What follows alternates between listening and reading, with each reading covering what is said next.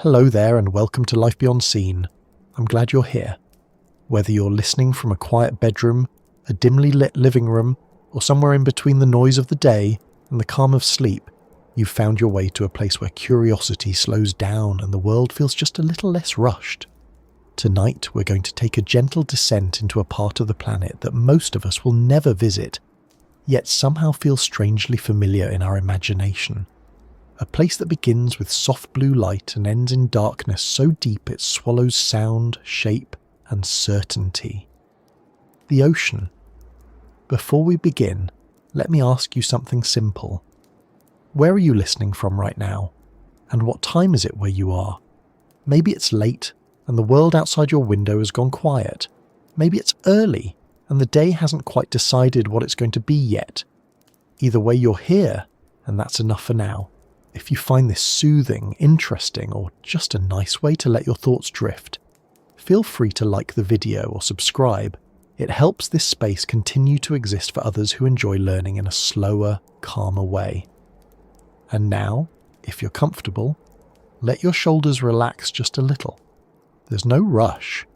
We're going somewhere deep, and the descent takes time. The ocean has always had a peculiar effect on us.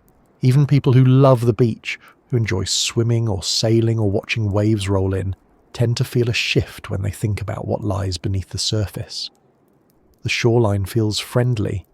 The water close to your feet feels familiar. But somewhere beyond that, where the light starts to thin and the blue darkens into something heavier, the ocean begins to feel less like a place and more like a presence. Vast, quiet, and mostly unknown. It's easy to forget just how much of our planet is ocean. More than 70% of Earth is covered by it, yet we've explored only a tiny fraction of its depths. We have better maps of the surface of Mars than we do of our own seafloor. That fact alone should give pause. For all our satellites, submersibles and sensors, the ocean still holds more mystery than most places beyond our atmosphere. And what's even more unsettling is that the deeper you go, the stranger life becomes. Near the surface, everything feels familiar. Fish have recognizable shapes. Plants sway gently in the current. Light filters down from above, giving the water a shifting, dappled glow. It feels alive in a way that makes sense to us. But as you descend, meter by meter, the rules start to change. Light weakens, colors disappear, pressure increases, temperature drops, and life, instead of fading away, adapts in ways that feel increasingly unnatural to the human eye. At first it's subtle. Colours change. Reds vanish first, swallowed by the water until even bright scarlet creatures appear grey or black. Then oranges and yellows fade, leaving only blues and greens. Shapes become less defined. Movement slows. Fish grow larger eyes, or sometimes no eyes at all. Fins stretch longer, bodies soften, jaws widen, teeth grow outward instead of inward, as though evolution decided that subtlety was no longer necessary. And this is still the shallow end of the strange. There's something about depth that seems to invite excess. In the deep ocean, moderation disappears. Everything becomes exaggerated. Mouths grow wider than bodies. Eyes glow or vanish entirely. Limbs stretch thin like wires. Some creatures look as if they were assembled from spare parts that never quite belong together. And yet, every strange feature has a purpose. Nothing is random down there. Everything exists because at some point it worked. What makes this unsettling is that the deep ocean isn't chaotic. It's not a horror show in the way we often imagine. It's quiet, orderly, slow. Most creatures drift rather than swim. Energy is precious. Movement is measured. Life unfolds at a pace that feels disconnected from the frantic rhythm of the surface world. And perhaps that's part of what makes it feel so alien. We're used to noise, light, and constant motion. The deep ocean offers none of these. If you were to descend in a submersible, watching the depth counter tick downward, you'd notice the change not in sudden moments but gradually. The water outside would darken from bright blue to deep navy, then to something closer to ink. The sun would become a memory rather than a presence. Sound would fade. Pressure would climb until every square inch of the vessel bore the weight of several elephants stacked on top of one another, and still life would continue. This is where the title of our journey begins to make sense, because the deeper you go, the less life seems to follow the rules we're used to. Creatures no longer resemble the animals we recognise from documentaries or aquariums. They begin to look like ideas rather than organisms, like concepts given flesh, and often they look unsettling not because they are dangerous, but because they don't fit into the mental categories our brains rely on to feel safe. Humans are pattern seekers. We like symmetry. We like faces we can read, eyes that look forward, limbs that make sense. When something breaks those expectations, our brains respond with unease. The deep ocean is full of such violations. Fish with transparent heads, jellies that glow like floating machinery, animals that appear to be all mouth, with no clear front or back, creatures that seem less alive and more like drifting instruments, built for a purpose we don't understand. And yet to them, this environment is normal. The pressure that would crush us is their comfort zone. The darkness that would blind us is simply home. The cold that would stop our hearts barely registers. Their bodies are not mistakes, they are solutions, refined over millions of years in a place where sunlight never reaches and food is scarce enough to turn survival into an art form. What's especially fascinating is that the ocean doesn't become strange all at once. It changes in layers, each one marking a shift not just in light or temperature but in biology itself. Near the surface, life is fast, colourful and energetic. A little deeper, it becomes cautious, slower, more efficient. Then deeper still, it becomes patient, opportunistic, and in some cases nearly motionless. By the time you reach the depths where sunlight is completely absent, life has transformed into something that feels more like a strategy than an organism, and perhaps that's why the deep sea unsettles us so much. It forces us to confront the idea that life doesn't need warmth, beauty or familiarity to thrive. It only needs persistence. It doesn't care whether we find it comforting or frightening. It exists because it can. There's also something humbling about realising how small our slice of existence really is. We live in a narrow band of light and pressure, adapted to a very specific set of conditions. Step too far above or below that range and survival becomes impossible. The creatures of the deep, however, live in conditions that would destroy us in seconds. Their world is not hostile to them, it is simply different. And yet, despite all this, the deep ocean is not a place of constant danger or aggression. Most deep-sea animals aren't chasing prey. They're waiting, conserving energy, letting food come to them. Meals are rare, encounters are brief. Life unfolds slowly, sometimes over decades. Some deep-sea creatures live far longer than their surface relatives, their metabolisms ticking along at a pace that feels almost disconnected from time as we know it. It's also worth noting that much of what we know about these depths comes from brief glimpses. A camera lowered for a few hours, a submersible passing through, a net hauled up from the darkness with a few stunned passengers caught inside. We piece together entire ecosystems from fragments. A fin here, a glowing dot there, a shape drifting past the lens and vanishing before anyone can decide what it was. Sometimes, we don't even realise something exists until it appears on a screen, years later, when someone reviews old footage and notices movement where there shouldn't be any. The deep ocean doesn't reveal itself easily, it doesn't announce its inhabitants, it waits to be noticed and often it isn't. This uncertainty feeds the imagination. It's why stories about sea monsters, krakens and unknown leviathans persist across cultures and centuries.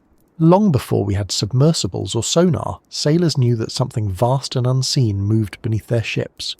They felt it in the way the water changed, in the way nets came up torn, in the way shadows passed beneath the hull.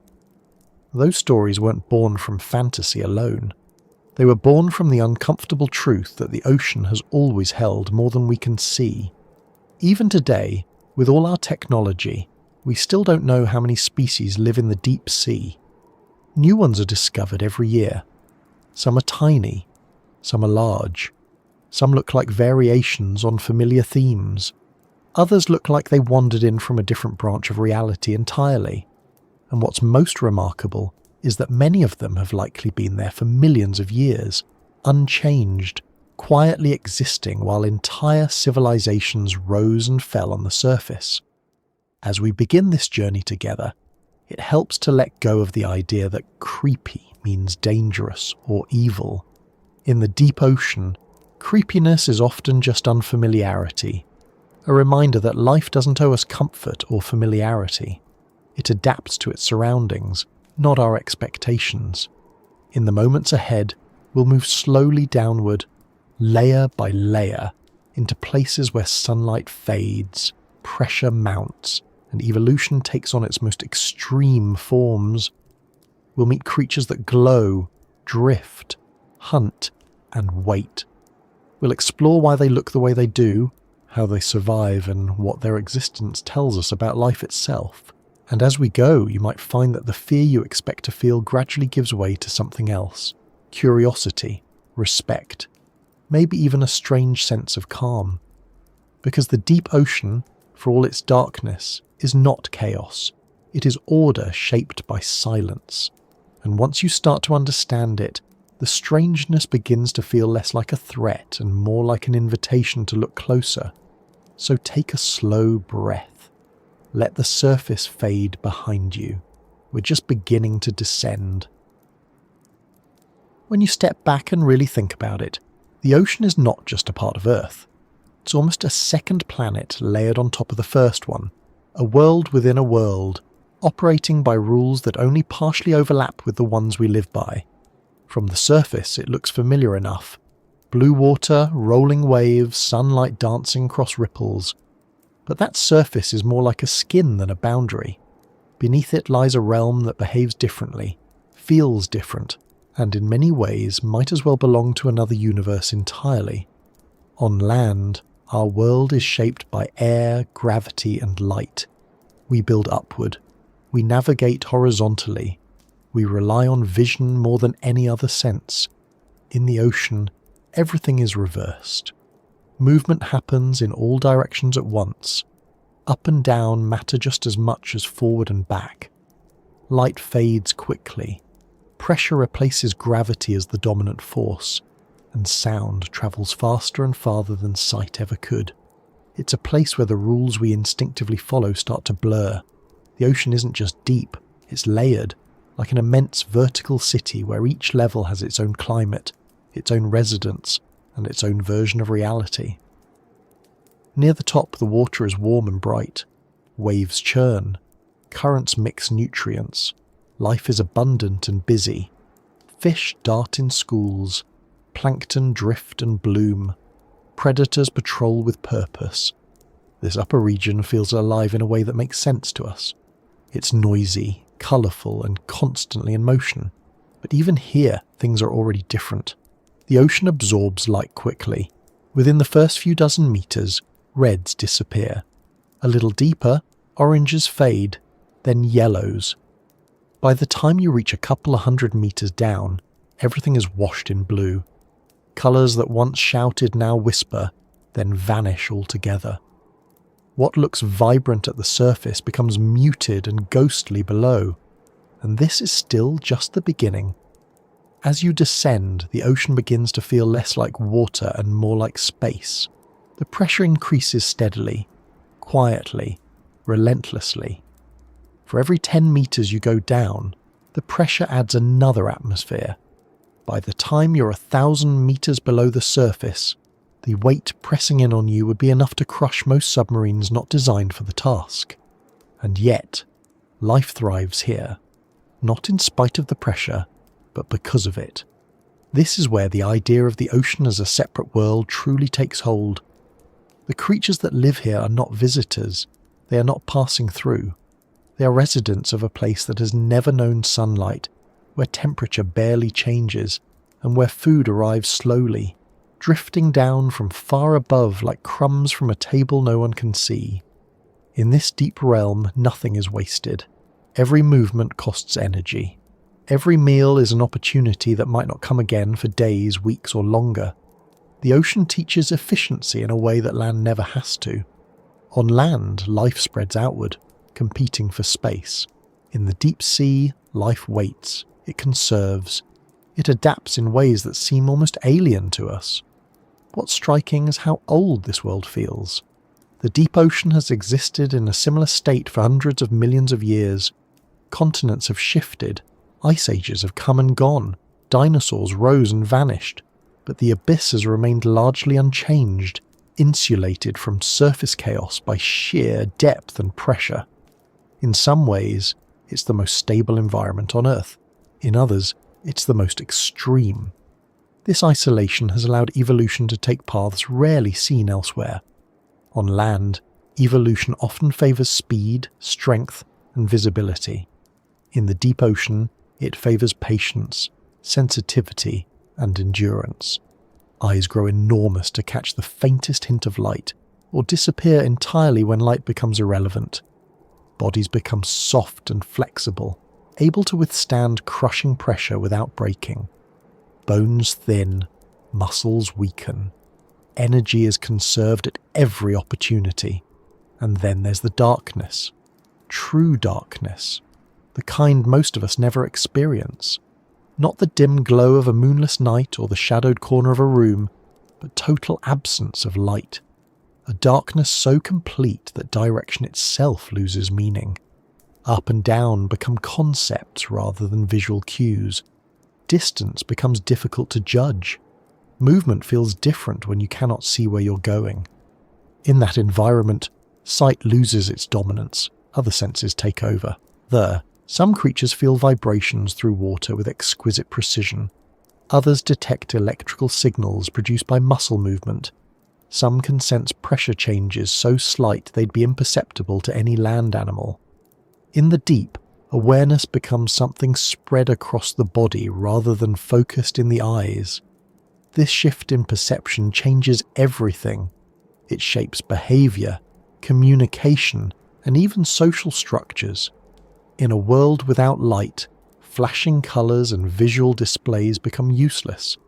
Instead, creatures rely on touch, chemical signals, and in many cases light they create themselves. Bioluminescence becomes a language, a lure, a warning, or a disguise depending on how it's used. What's fascinating is that this light is not warm or comforting. It's cold, precise, and purposeful. A brief flash to confuse a predator, a steady glow to attract prey, a pattern to signal a mate. In a place where darkness dominates, light becomes power, but it's used sparingly because anything that glows risks being seen. The ocean's structure also creates isolation on a massive scale. Mountain ranges exist underwater, taller than anything on land. Trenches plunge deeper than Mount Everest is tall. Vast plains stretch for thousands of kilometers with almost no variation. Currents act like invisible rivers, carrying nutrients, larvae, and sometimes entire ecosystems from one region to another. Yet many deep-sea creatures never travel far from where they're born. Their world is both immense and incredibly small. This isolation leads to some of the strangest evolutionary outcomes we know. Species develop in pockets, cut off from one another by depth, temperature, or pressure. Over time, they diverge in dramatic ways. Two creatures might share a common ancestor but look nothing alike after millions of years spent adapting to different depths. One may develop massive eyes, the other may lose them entirely. One might become a swift hunter, the other a drifting ambush. And because the deep ocean changes so slowly, these adaptations persist. There's no need for speed when nothing changes quickly. There's no need for bright colours when no one can see them. There's no need for elaborate social structures when encounters are rare. Life simplifies, but in a way that feels deeply intentional. This is why the ocean often feels older than the land. Not just geologically, but emotionally. There's a sense of patience to it, a sense that it operates on a timeline far removed from human urgency. Storms rage above, Civilizations rise and fall. But the deep remains steady, watching, waiting, unchanged. It's also why the ocean has always inspired a particular kind of awe. Mountains impress us with their size, space humbles us with distance. But the ocean unsettles us in a quieter way. It's right here, beneath us, and yet so inaccessible. We can walk on the moon more easily than we can walk on the deepest parts of our own planet. And even when we visit those depths, we do so briefly, encased in metal, peering out through small windows like guests who know they don't belong. There's something humbling about that. Something that reminds us that despite our technology, we are still surface dwellers, visitors to a world that does not need us and will continue long after we are gone. And yet, for all its strangeness, the ocean is deeply connected to us. It regulates climate. It produces much of the oxygen we breathe. It absorbs heat and carbon dioxide. Its currents influence weather patterns across the globe. The deep ocean, distant as it seems, plays a quiet role in shaping daily life on land. This connection makes the ocean's alienness even more intriguing. It's not some distant place we'll never touch. It's an integral part of our world, hiding in plain sight, a reminder that Earth still holds mysteries vast enough to rival anything we imagine beyond it. As we continue downward, the sense of separation grows stronger. The surface world fades from relevance. Sunlight becomes memory. The water grows colder, heavier, quieter. Life changes shape again and again, adapting to conditions that would be unthinkable to us. And it's here, in these deeper layers, that the ocean begins to feel less like a place and more like a threshold, a boundary between the familiar and the unknown, between what we understand and what we're still trying to comprehend. Because the deeper you go, the less the ocean resembles anything we recognize, and the more it begins to reveal a truth that's both unsettling and strangely beautiful, that life, given enough time and pressure, will find ways to exist that stretch the limits of our imagination. And as we drift further down, past the last traces of warmth and colour, we begin to enter a zone where shapes blur, light vanishes, and the ocean starts to show us just how far from the surface world it truly is.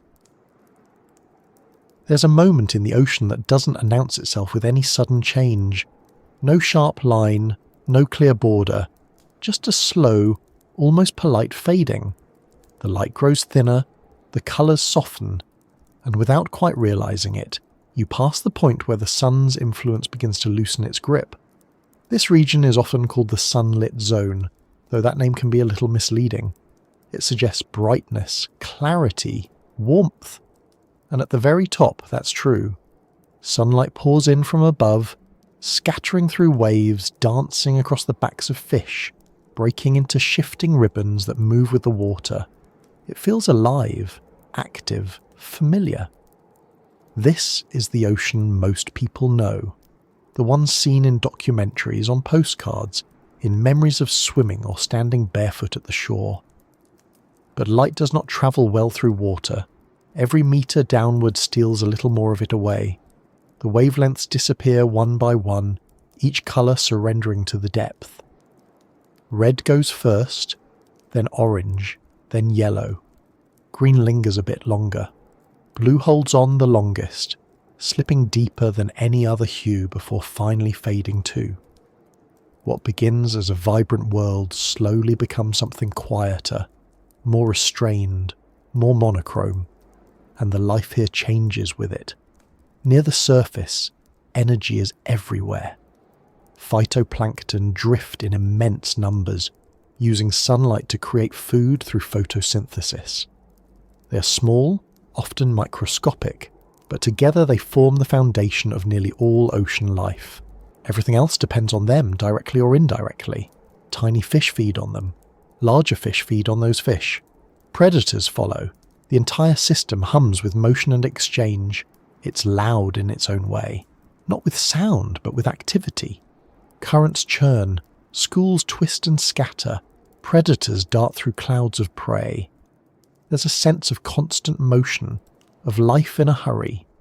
The sun provides energy freely here, and life takes full advantage of it. But even in this relatively bright layer, the ocean is already different from land. Light scatters instead of travelling in straight lines. Objects lose contrast with distance. Shapes blur. Depth perception becomes unreliable. A fish that seems close might be several meters away. A shadow might be a school of fish or a passing cloud above the surface. Vision works, but it works differently. And as you descend, those differences compound. The water cools slightly. The pressure increases, subtly at first, then more insistently. Light becomes directional rather than ambient. It no longer fills the space evenly. It arrives from above, slanting downward, creating a ceiling of brightness that grows thinner the deeper you go. Below you, darkness gathers, waiting. This transition zone, where light still exists but no longer dominates, is one of the most biologically active regions in the ocean. It's a place of movement and migration, where life adjusts constantly to the rhythm of day and night. Because when the sun goes down, everything changes. Every evening, as darkness spreads across the surface, one of the largest migrations on Earth begins. Trillions of organisms, from tiny plankton to small fish and squid, rise from deeper waters toward the surface. They come to feed under cover of darkness, taking advantage of the reduced visibility to avoid predators. Then, as dawn approaches, they sink back down again, vanishing into the depths. This daily vertical migration happens everywhere, every night, across the world's oceans. It moves more biomass than any other animal migration on the planet. And yet, most of us never notice it. It happens silently, invisibly, far below the reach of ordinary observation. The reason for this movement is simple. Light is both life and danger. During the day, sunlight allows predators to see clearly. It reveals movement, outlines shapes, exposes silhouettes. For small creatures, being visible can be a death sentence. Darkness offers safety. But darkness also makes feeding harder. So these animals live in a delicate balance, rising to eat, sinking to hide, following the light as it shifts across the planet. As you descend further, the sun's influence weakens more noticeably. Colours drain away. The water grows darker, colder. You enter a region where daylight is no longer a given but a fleeting guest. This is the point where the ocean begins to feel less like an extension of the surface and more like a separate world entirely. Here, vision becomes less reliable. Eyes grow larger in some species, desperate to capture what little light remains. In others, eyes begin to shrink or vanish altogether, deemed unnecessary in a place where light is scarce. Some creatures develop reflective surfaces behind their retinas, amplifying faint glimmers. Others tilt their eyes upward permanently, scanning for silhouettes against the dim glow above. It's in this region that the first truly strange adaptations appear. Bodies become thinner, more transparent. This isn't coincidence. Transparency is camouflage in a place where light comes from only one direction. If light passes through you, instead of reflecting off you, you're harder to see. Some animals become so clear that only their eyes and internal organs give them away. In the drifting blue, they appear like living ghosts. Movement changes too. Fast, energetic swimming gives way to slow, deliberate motion. Energy is no longer abundant. Food is less predictable. Wasting effort can mean starvation. Many creatures drift instead of swim, conserving strength, letting currents do the work. Others develop long, delicate fins that act like parachutes, keeping them suspended in the water column. And then there's the silence. Sound travels well in water, but this region feels quieter in a way that's hard to describe. There's less turbulence, fewer collisions, less chaos. It's not silent exactly, but muted, as though the ocean itself is holding its breath. This is also where the idea of the ocean as a layered world truly becomes apparent. Above you, there is light, warmth, motion. Below you, darkness waits. The two worlds overlap here, interacting in subtle ways. Creatures move between them, adapted to both but belonging fully to neither. If you were to pause at this depth and look upward, you'd see a dim ceiling of light, shimmering and shifting. Look downward, and there would be nothing. Just blue fading into black. No landmarks, no sense of scale, only depth. It's in this region that the ocean begins to feel less like a place and more like a gradient, a slow transition from the familiar to the unknown. And it's here that the first truly unsettling realizations begin to form. Because the deeper you go, the less the sun matters. At some point, the last usable photons disappear. Photosynthesis becomes impossible. Plants cannot grow. The energy that sustains life no longer comes from above, it must come from somewhere else. And yet, life does not stop. This is where the ocean reveals one of its most remarkable traits. Even without sunlight, even without warmth, life continues. It simply changes its strategy. Instead of relying on energy produced at the surface, deep-sea ecosystems depend on falling debris, chemical reactions, and rare bursts of organic material drifting down from above. Marine snow, as it's called, is a constant, gentle rain of dead plankton, waste, and organic fragments. It drifts slowly through the water column, feeding countless creatures along the way. It's not much, but it's enough. Enough to sustain entire communities that live their whole lives without ever seeing light. This slow rain of nutrients shapes everything below. It determines growth rates, population sizes, even behaviour. Creatures here don't chase food. They wait for it. They sense it drifting past. They capture it when they can. Life becomes less about pursuit and more about patience. And that patience seeps into everything. Time feels different in these depths. Without sunlight to mark day and night, without seasons or temperature swings, the rhythm of life slows. Growth takes longer. Reproduction happens less often. Some creatures may live for decades, even centuries, moving only when necessary. The ocean, at this depth, feels ancient. Not just old, but settled. As though it has found a way to exist that requires no urgency. And yet, this is still not the deep ocean as most people imagine it. This is only the threshold, the place where light fades but does not vanish entirely, where life still clings to the last traces of the sun. Below this, everything changes again.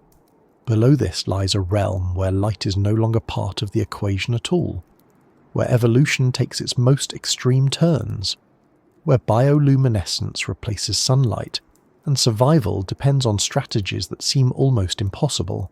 As the last faint glow disappears above and darkness becomes absolute, the ocean begins to reveal its most unsettling secrets, and that is where we're headed next.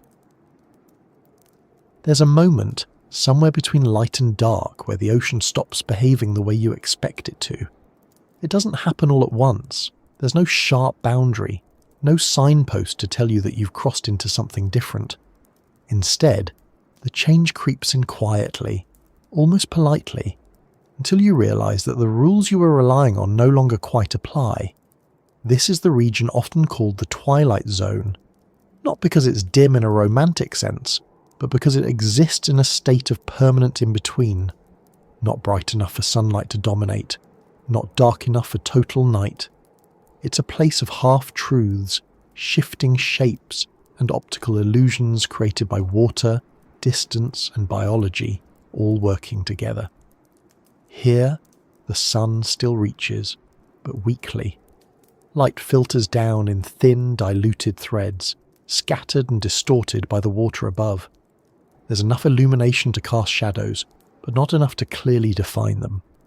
Objects appear and disappear depending on angle and movement. A fish can be visible one moment and vanish the next without actually going anywhere. Depth becomes difficult to judge. Direction becomes uncertain. And this is where things begin to feel strange.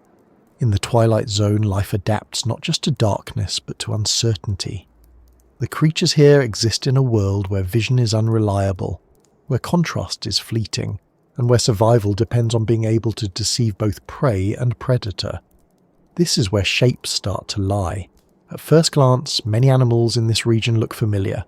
Fish still have fins, bodies are still streamlined, eyes are still present, but look a little longer and you begin to notice something off. Proportions don't quite make sense. Features seem exaggerated. Movements feel slightly unnatural, as if you're watching a reflection rather than the real thing. Part of this comes from how light behaves at this depth. Without strong sunlight, edges blur, shadows stretch, colours lose their meaning. What you think you're seeing isn't always what's actually there, and evolution has taken full advantage of that. Many Twilight Zone creatures rely on a trick known as counter-illumination. Instead of trying to hide in darkness, they produce light from their bellies that matches the faint glow coming from above. To a predator looking up, they disappear completely, their silhouettes erased by their own glow. It's camouflage not by hiding, but by becoming invisible in plain sight. Others take the opposite approach. They grow dark on top and light underneath, blending into both the gloom below and the light above. From above they look like shadow. From below they melt into the remaining brightness. It's a kind of living illusion, perfected over millions of years. Then there are the bodies themselves. In this zone, creatures begin to look less solid. Transparency becomes common. Organs float visibly inside gelatinous bodies. Muscles are reduced. Bones thin or vanish entirely. These animals don't need rigidity. They're not fighting gravity the way land animals do. The water holds them up. Their bodies become shapes more than structures. Some drift so slowly they appear motionless, suspended in the water column like thoughts caught mid-sentence. Others move in brief, precise bursts, conserving energy between actions. There is very little wasted motion here. Everything is deliberate. Eyes, when present, tend to be large, sometimes absurdly so. In a world where light is scarce, even a small advantage matters. Larger eyes capture more photons. Some point upward, searching for silhouettes. Others face forward, tuned for motion. A few species have eyes that glow faintly, though not to illuminate the world, but because their internal chemistry produces light as a byproduct. And then there are the shapes that don't seem to make sense at all. Fish with heads that look too big for their bodies. Creatures with jaws that extend far past what seems reasonable. Animals that appear flattened, stretched, or oddly folded. In the Twilight Zone, proportions are suggestions rather than rules. Evolution favours function over familiarity, and what functions well here often looks unsettling to us. Part of that discomfort comes from how the brain processes shape. On land, we're used to recognising animals by their outlines. 4 legs, a head, symmetry, predictable movement. In the Twilight Zone, those patterns break down. Bodies are elongated. Fins become filaments. Tails taper into threads. The distinction between front and back can blur. Some animals even take advantage of this confusion deliberately. They develop false eyes near their tails. Others have markings that mimic mouths or faces. Predators strike the wrong end, giving the prey a chance to escape. In a place where every encounter is a gamble, deception becomes a survival skill. And then there's the issue of scale. In the Twilight Zone, size can be misleading. A creature that appears small at a distance may be much larger up close. Without clear visual cues, the brain struggles to judge proportions. This uncertainty can make even harmless animals feel threatening. A drifting shape might be no larger than your hand, or it might be several meters long. You often can't tell until it moves.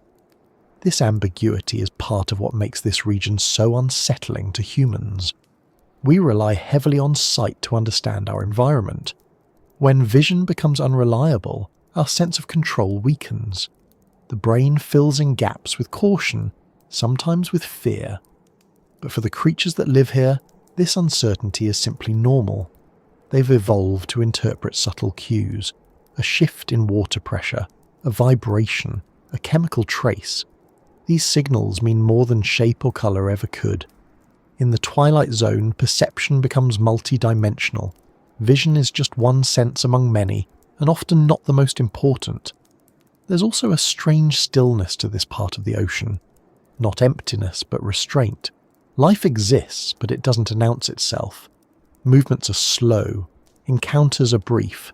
Energy is conserved with almost obsessive care. A sudden burst of activity usually means feeding, fleeing, or mating.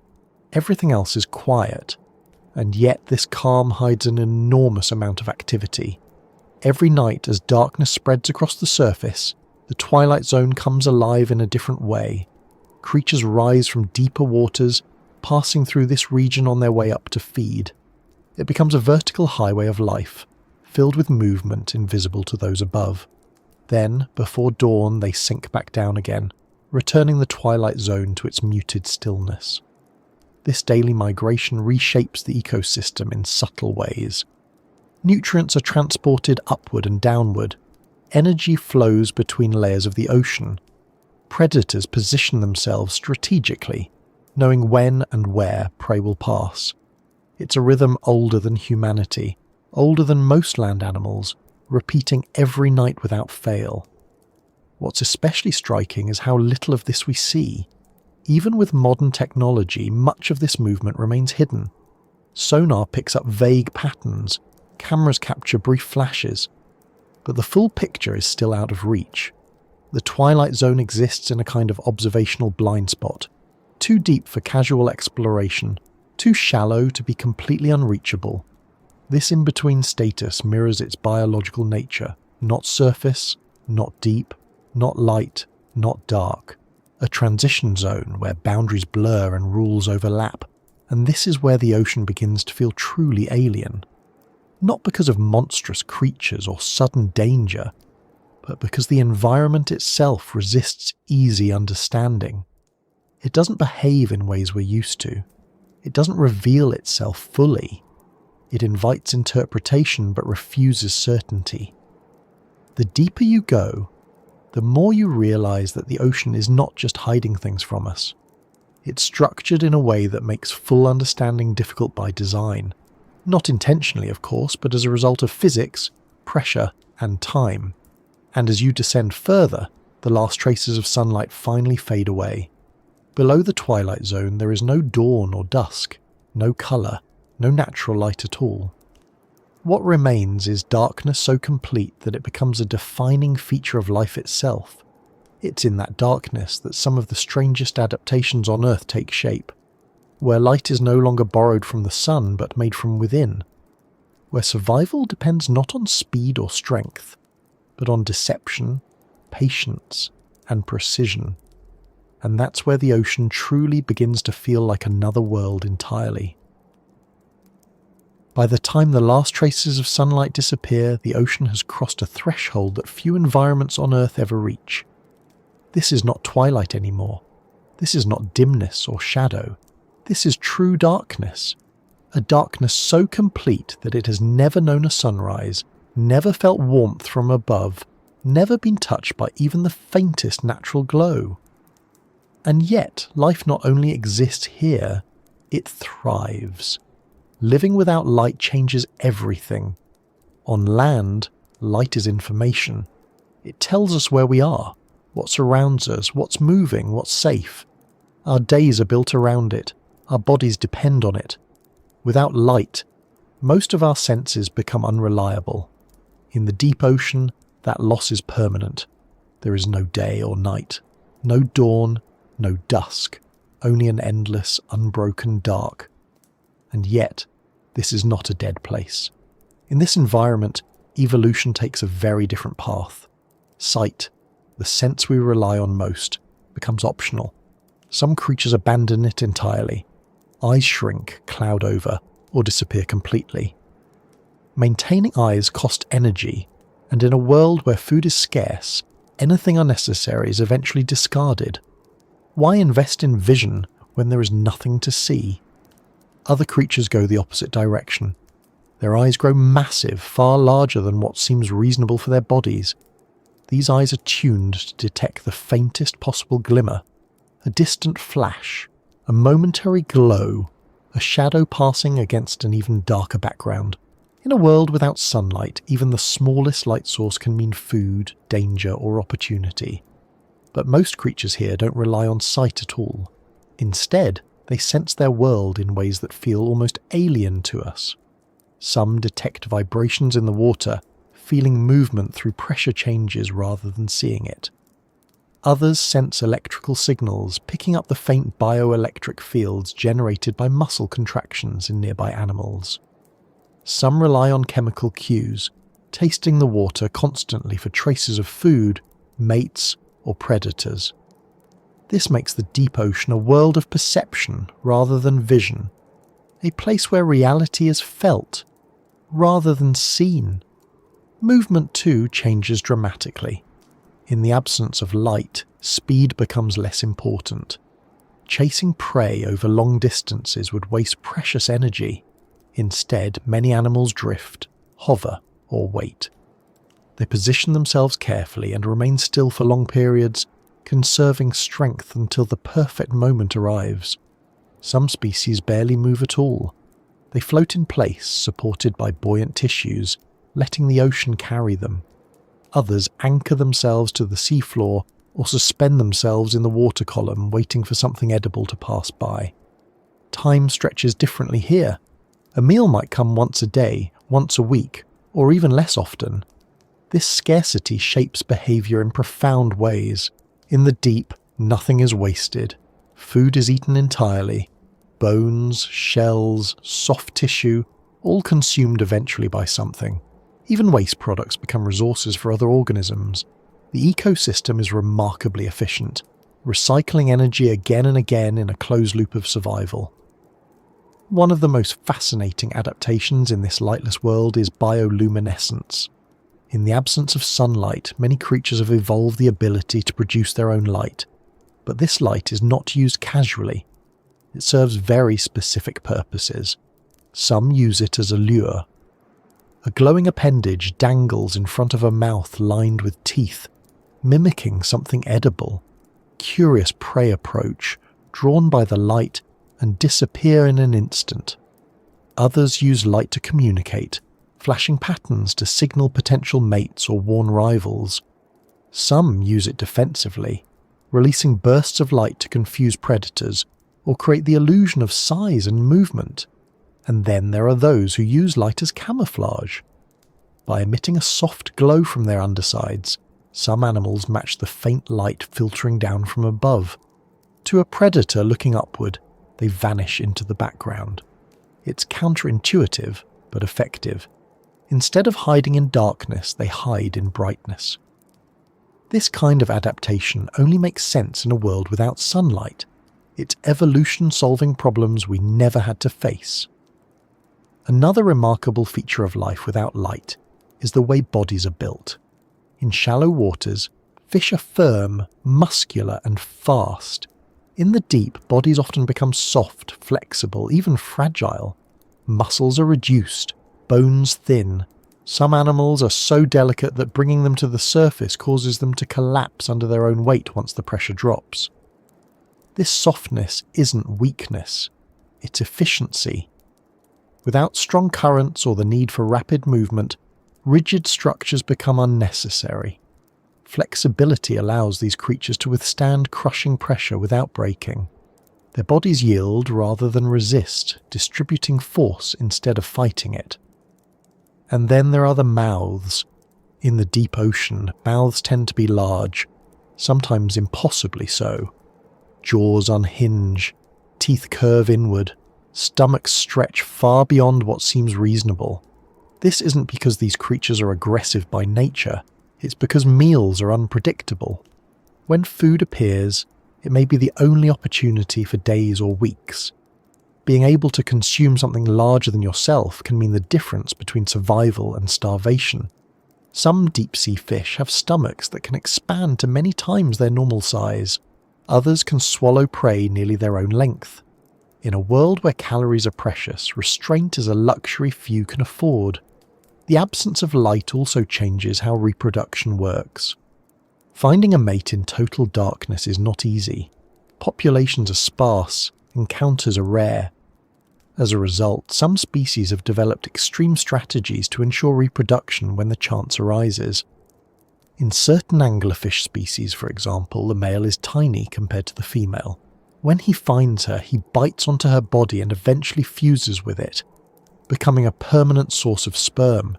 He loses his eyes, his organs, even his independence, existing solely to fertilize her eggs when needed. To us, this seems horrifying, but in the deep ocean it's practical. It guarantees that reproduction can occur even when encounters are few and far between. It's not romance, it's survival. Other species rely on releasing vast numbers of eggs and sperm into the water, hoping that chance will bring them together. Most will fail, a few will succeed. That's enough. And throughout all of this, darkness remains constant. There are no visual landmarks, no sun to mark time, no seasons in the way we understand them. The deep ocean exists in a kind of eternal night, where time is measured not by light, but by internal rhythms, chemical cycles, and slow geological change. This has a strange effect on how life unfolds. Growth is slow, aging is slow. Some deep-sea animals live far longer than their surface counterparts. Sharks in cold, dark waters can live for centuries. Certain deep-sea corals may be thousands of years old. Life here moves at a pace that feels almost detached from the world above. And yet, it is not stagnant. The deep ocean is dynamic in ways that are easy to overlook. Currents shift, nutrient flows change. Occasional events, such as the fall of a dead whale, can transform entire ecosystems overnight. These whale falls become islands of abundance in the darkness, feeding countless organisms for decades as the carcass slowly breaks down. When this happens, life erupts in the darkness. Bacteria bloom, worms swarm, crustaceans gather. Entire food webs spring into existence, sustained by a single massive source of organic matter. Then slowly it all fades again, leaving only bones and silence behind. It's a reminder that even in the deepest dark, life is waiting for opportunity. What makes all of this so unsettling to us is not just the appearance of these creatures, but the realization that they exist entirely outside our experience. They don't know light, they don't know warmth, they don't know day or night. Their reality is one we can barely imagine, shaped by pressure, darkness, and scarcity. And yet, in many ways, they are more finely tuned to their environment than we are to ours. We depend on technology to survive in the deep. They are the technology. Every part of their body is a solution to a problem we can barely comprehend. They are living answers to questions we didn't know could be asked. As we continue downward, the ocean becomes even more extreme. Pressure increases further, temperatures drop closer to freezing, and the creatures that live there begin to look less like animals and more like experiments in survival. This is where the deep ocean stops resembling anything familiar. This is where the truly strange begins. In a place where sunlight has no authority, light does not disappear entirely. It simply changes its source. Deep beneath the surface, far beyond the reach of dawn or dusk, the ocean begins to glow from within.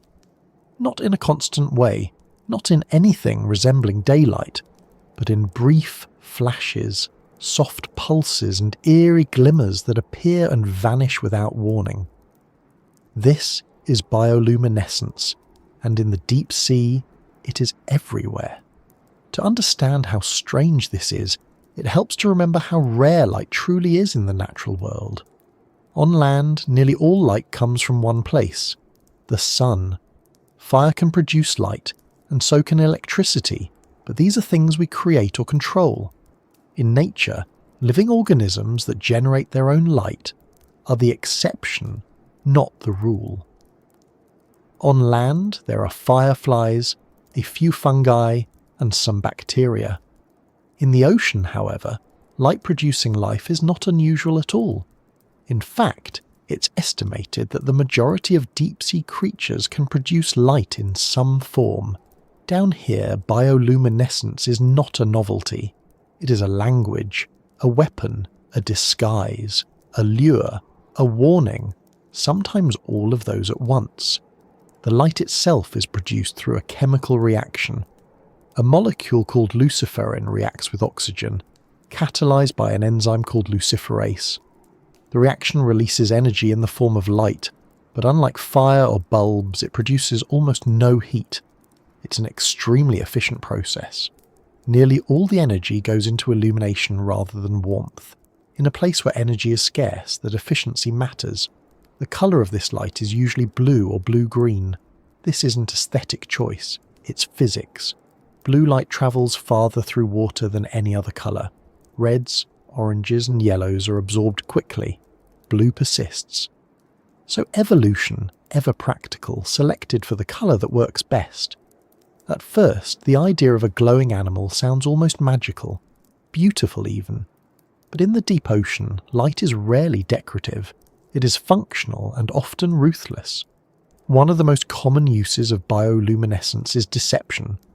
Some animals use light to hide rather than to be seen. They produce a faint glow on their undersides that matches the dim light filtering down from above. To a predator looking upward, the animal's silhouette disappears. It becomes invisible, blending seamlessly into the faint brightness overhead. This trick, called counter-illumination, turns light into camouflage. It's one of the most elegant survival strategies in the ocean, and it works astonishingly well. Others use light to confuse. When threatened, certain species release clouds of glowing particles into the water.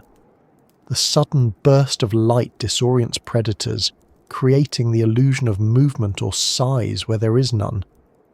While the attacker is distracted, the animal slips away into the darkness. It's the underwater equivalent of throwing a flashbang and running. Then there are those that use light to attract. The most famous example is the anglerfish. Suspended above its mouth is a glowing lure, a modified fin that dangles like bait. In the total darkness of the deep sea, this small point of light stands out like a beacon. Curious prey approach, drawn by instinct or hunger, and in a moment they're gone. The light is not aggressive. It doesn't chase. It simply waits. What makes this especially unsettling is how calm it all is. There's no struggle, no chase. Just a slow drift toward a glow that seems harmless until it's too late. But not all glowing creatures are predators. Some use light to communicate. Patterns of flashes can signal readiness to mate, establish territory, or warn others to stay away. Each species has its own rhythm, its own timing, its own visual language. In a world without sound cues or visual landmarks, light becomes a way to say, "I'm here," or "I'm not food," or "stay back." In some cases, entire swarms of organisms glow at once.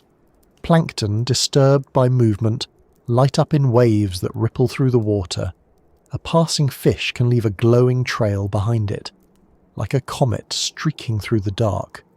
For a brief moment, the ocean becomes a moving map of light and motion, then fades back into blackness. It's beautiful to imagine, but also unsettling.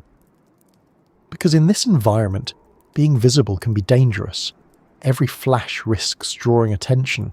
Every glow is a signal that something is there, that something is alive. And in the deep ocean, being alive often means being hunted. That's why many creatures use bioluminescence sparingly. A quick pulse, a short flicker. Enough to achieve the goal, but not enough to linger. Some can even control the intensity and duration of their light, turning it on and off at will. Others take a more extreme approach. Certain deep-sea animals have evolved the ability to absorb nearly all light that hits them. Their skin is so dark it reflects almost nothing, making them appear as voids in the water. Against this backdrop, even bioluminescent flashes can be difficult to detect. This combination of darkness and selective light use creates a world of sudden appearances and disappearances, where nothing is quite what it seems. What's fascinating is how deeply this affects behaviour. In a world lit by bioluminescence, movement itself becomes meaningful. A sudden flash might indicate prey. A slow pulse might be a signal. A steady glow might be a trap. Animals learn to interpret these cues instinctively. responding in fractions of a second. It's a visual language shaped by millions of years of trial and error, written in light rather than sound or colour.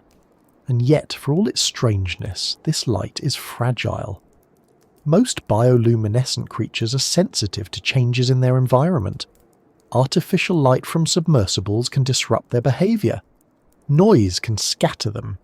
Even slight changes in temperature or chemistry can alter how and when they glow.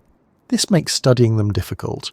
The act of observing often changes the very thing being observed. There's something poetic about that. A reminder that the deep ocean is not meant to be fully illuminated, that some things exist best in shadow. Another remarkable aspect of bioluminescence is how widespread it is. It appears in fish, jellyfish, squid, crustaceans, worms, and even some sharks. In many cases, the ability evolved independently, multiple times, in different lineages. That tells us something important.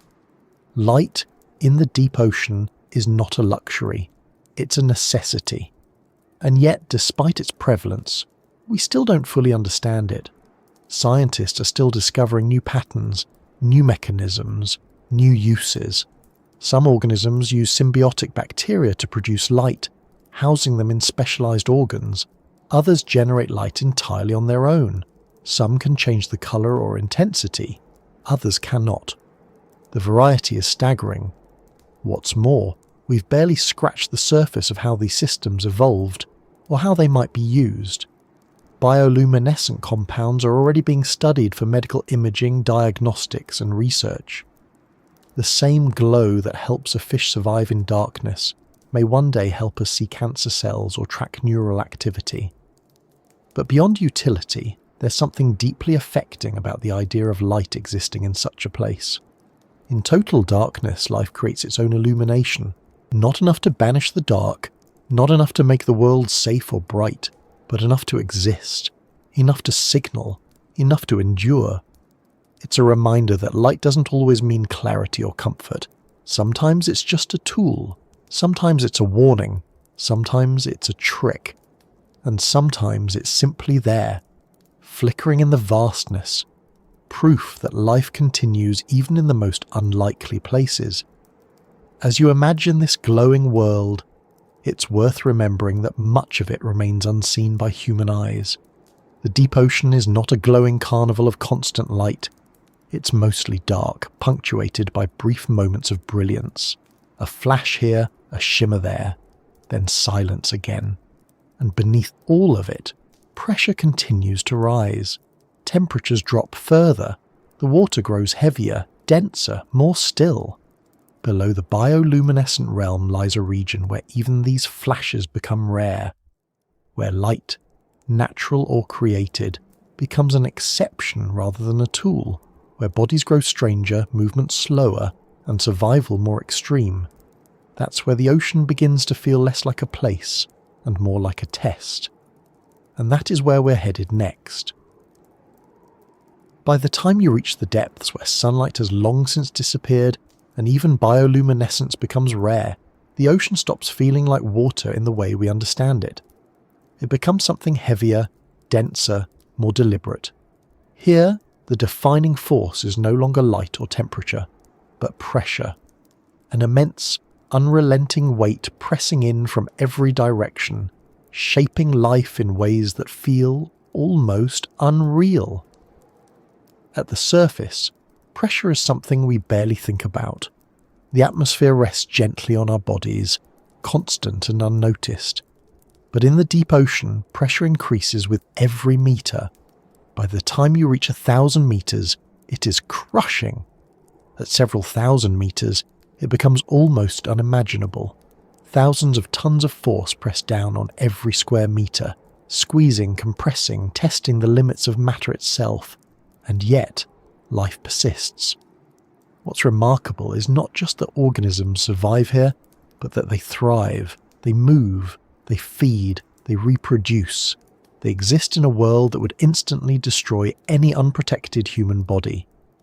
And they do so not by resisting pressure, but by embracing it. The first thing pressure changes is structure. On land, bodies need rigidity. Bones must support weight, muscles must counter gravity, skin must hold shape against air. In the deep ocean, none of that applies. Water supports weight evenly. Gravity is still present, but its effects are softened by buoyancy. There is no need for thick bones or dense muscles. In fact, having them would be a disadvantage. So deep-sea creatures become soft. Many of them feel almost gelatinous. Their bodies are flexible, compressible, able to withstand pressure because there is nothing inside them that can be crushed. Gas-filled spaces, which would collapse instantly at depth, are absent. Lungs are replaced by gills or skin-based respiration. Bones are thin or replaced entirely by cartilage. Some creatures have no rigid skeleton at all. This softness is not fragility, it is adaptation. A rigid structure would shatter under pressure. A flexible one yields, distributing force evenly. It's the same principle used in deep-sea submersibles, which are built to be round and smooth rather than angular. Nature arrived at that solution long before humans did. Movement changes too. In shallow water, fish rely on powerful tail strokes and quick bursts of speed. In the deep, speed is wasteful. Energy is scarce. Food is unpredictable. Chasing prey over long distances would burn more calories than the meal could provide. So movement becomes slow, economical, almost hesitant. Many deep-sea creatures drift rather than swim. They float neutrally buoyant, suspended in the water column, expending almost no energy to stay in place.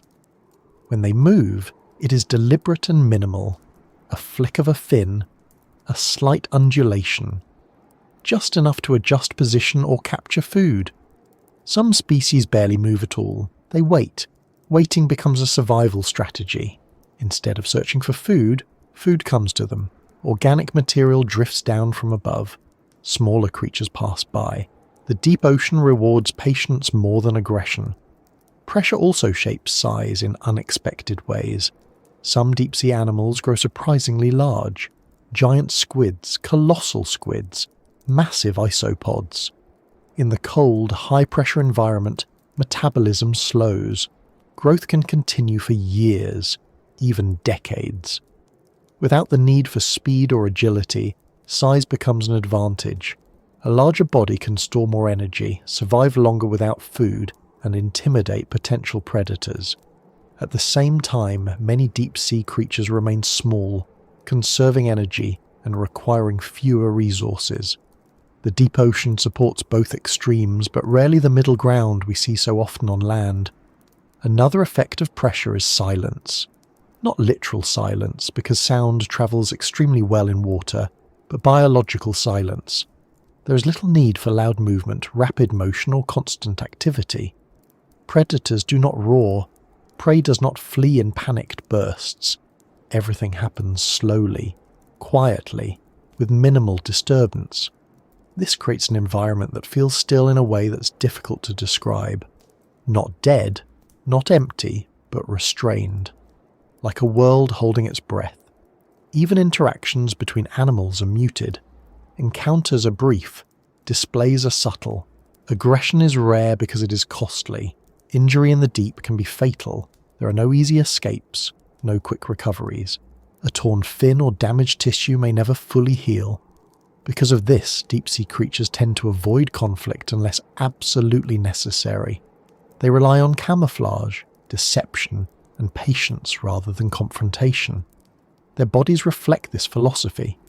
Many have skin that absorbs light rather than reflecting it. Some are so dark they appear to swallow illumination entirely. Others are transparent, making them almost impossible to detect unless they move. A few are mirror-like, reflecting their surroundings so perfectly that they blend into whatever little light exists. This visual minimalism extends to behavior as well. Sudden movements are rare. Everything is calculated. Energy is preserved. Even reproduction is shaped by pressure and scarcity. In such an environment, finding a mate is difficult. Populations are sparse.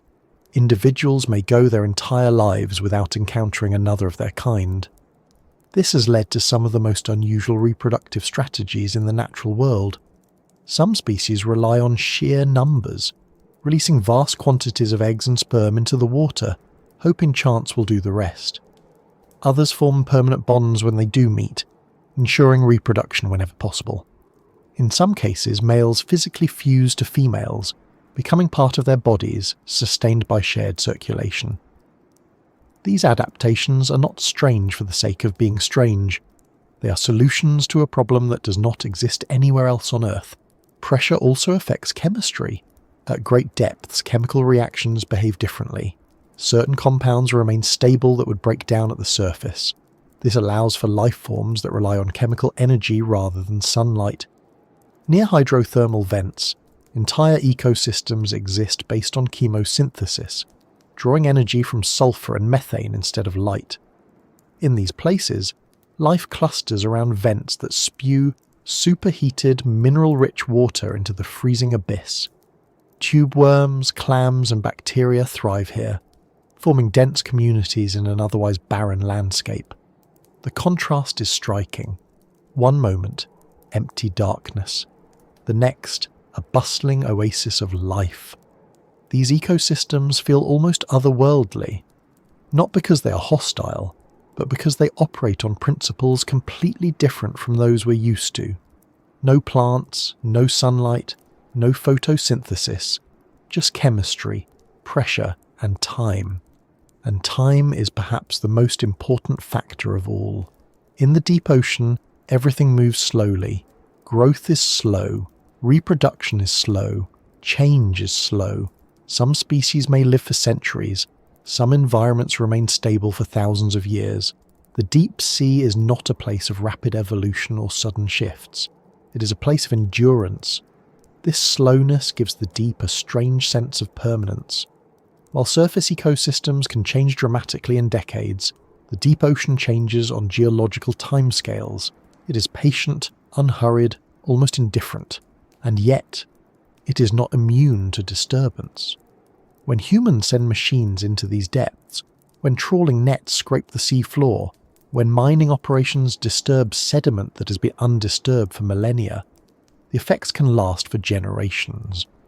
Recovery, if it happens at all, is painfully slow. This is another reason the deep ocean feels unsettling.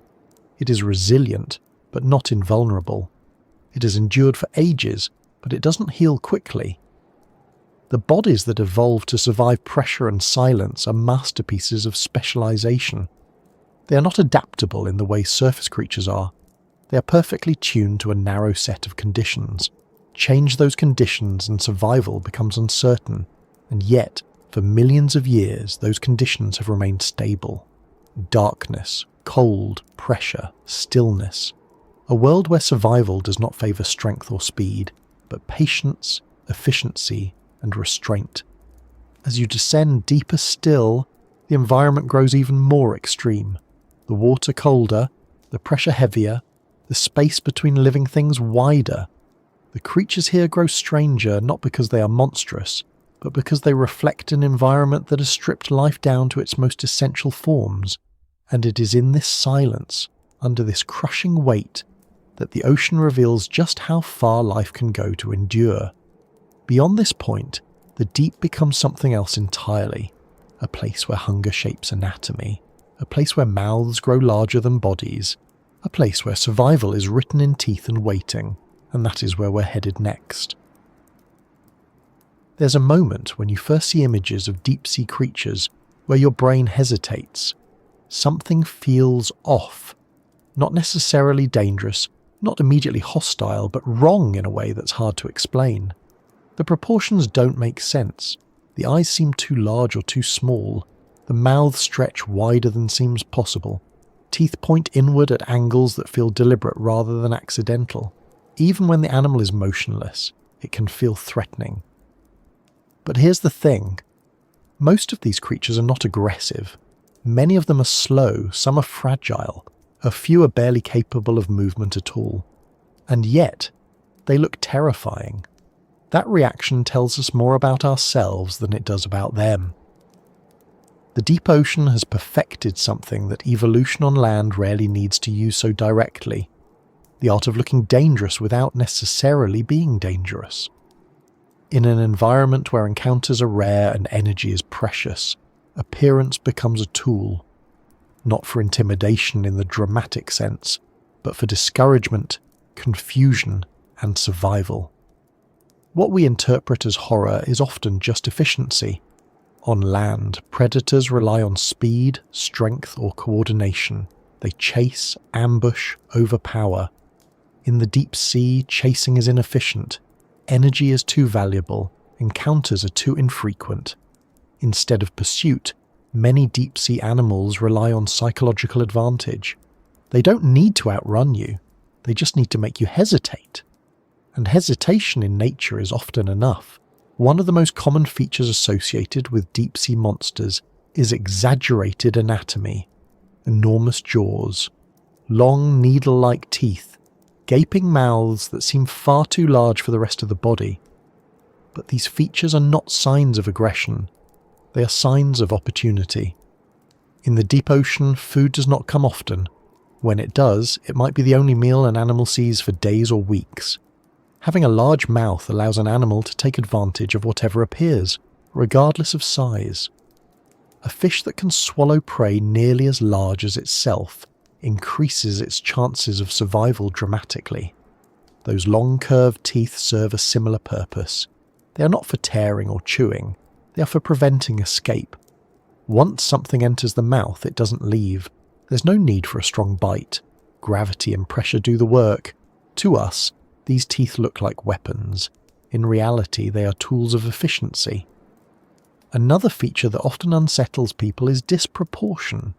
Eyes that bulge, heads that seem oversized, bodies that taper into thin, fragile tails. These shapes violate our expectations of symmetry and balance. Our brains are wired to recognize healthy animals based on proportions we're familiar with. When those proportions are off, we interpret it as danger or disease. But in the deep ocean, proportion follows different rules. Large eyes are common because light is scarce. A bigger eye means more photons captured. A larger head may house specialized sensory organs. A thin body requires less energy to maintain. What looks grotesque to us is often an optimized design for survival in extreme conditions. There's also the matter of texture. Many deep-sea creatures appear slick, wet, or rubbery. Some are translucent. Others look almost melted, as if they were never meant to hold a solid shape. This lack of firmness is unsettling to human perception. We associate solid structure with life and health. Softness and deformity trigger discomfort. But again, this softness is an advantage. Under immense pressure, rigid structures are liabilities. Flexibility allows survival. A body that yields does not break. In some cases, the terrifying appearance is not about defense or feeding at all, but communication. Certain species display exaggerated features to signal dominance, readiness to mate, or territorial boundaries. In the absence of sound and light, visual signals must be bold to be effective. A wide mouth, a glowing lure, a sudden expansion of the body can serve as a warning. Do not approach, and often that warning is enough. But perhaps the most unsettling aspect of deep-sea appearance is how unfamiliar it feels. Our brains evolved to recognize predators that share our environment. Claws, teeth, forward-facing eyes. These are cues we understand. Deep-sea creatures don't follow that template. Their eyes may face sideways or upward. Their mouths may open vertically. Their bodies may lack clear front or back. This unfamiliarity triggers a kind of cognitive dissonance. We cannot quickly categorize what we're seeing, and when the brain can't categorize something, it errs on the side of caution. That caution feels like fear. Another reason deep-sea animals appear frightening is because of stillness. On land, movement often signals life. Breathing, blinking, shifting weight. In the deep ocean, movement is minimal. Creatures can remain motionless for long periods, conserving energy.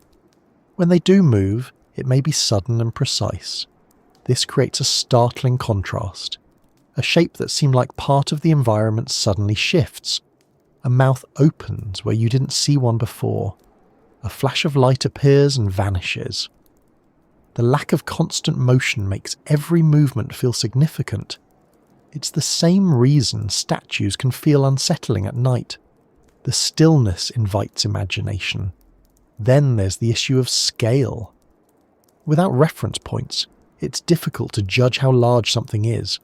A creature drifting in darkness could be a few centimeters long or several meters. Our brains rely on context to interpret size. In the deep ocean, that context is missing. This uncertainty amplifies fear. The unknown always feels larger than it is. But here's the quiet truth beneath all of this. Most deep-sea creatures are not dangerous to humans. They are too small, too slow, too specialized. Many would not survive the pressure change if brought to the surface. Others lack the strength to harm anything larger than their usual prey. The fear they evoke comes almost entirely from how they look, not what they do.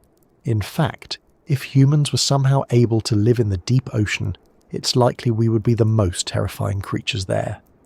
We move quickly, we make noise, we use tools, we change our environment aggressively. To a deep-sea animal, we would appear chaotic and unpredictable. Our lights would be blinding, our machines deafening, our presence overwhelming. Fear, it turns out, is relative. There's also something deeply human about projecting meaning onto appearance. We associate darkness with danger, sharp shapes with violence, unfamiliar forms with threat. These instincts have kept us alive for millennia, but in the deep ocean they don't apply in the same way. What looks monstrous is often just efficient. What looks aggressive is often passive. What looks unnatural is simply unfamiliar, and perhaps that's the most unsettling part of all. The deep ocean shows us that our idea of what looks right is narrow, that life, given different conditions, will take forms we never would have imagined. Not out of malice or chaos, but necessity. In a world without light, beauty is not a priority. Symmetry is optional. Comfort is irrelevant. Survival is everything. And survival, down here, has a very particular look. As we descend even further, this aesthetic becomes more extreme. Bodies become more exaggerated. Behaviours more specialised. Encounters more rare and more intense. The deep ocean does not care if something looks frightening. It only cares if it works. And in the next layer down, where food becomes even scarcer and pressure climbs higher still, the art of survival shifts again. Shapes grow stranger. Strategies more desperate. This is where hunger begins to define anatomy. This is where mouths become the most important feature of all. And that's where we're headed next. There's a point, deep in the ocean, where hunger stops being a feeling and becomes a force that shapes everything. Not the kind of hunger we know, the passing discomfort between meals, but a constant condition, a background pressure, a quiet certainty that food is rare, unpredictable, and never guaranteed. In this part of the world, survival is not about comfort or even balance. It is about being ready, always, for the next chance to eat, no matter how small or strange that chance might be. This is where mouths become the most important feature of all.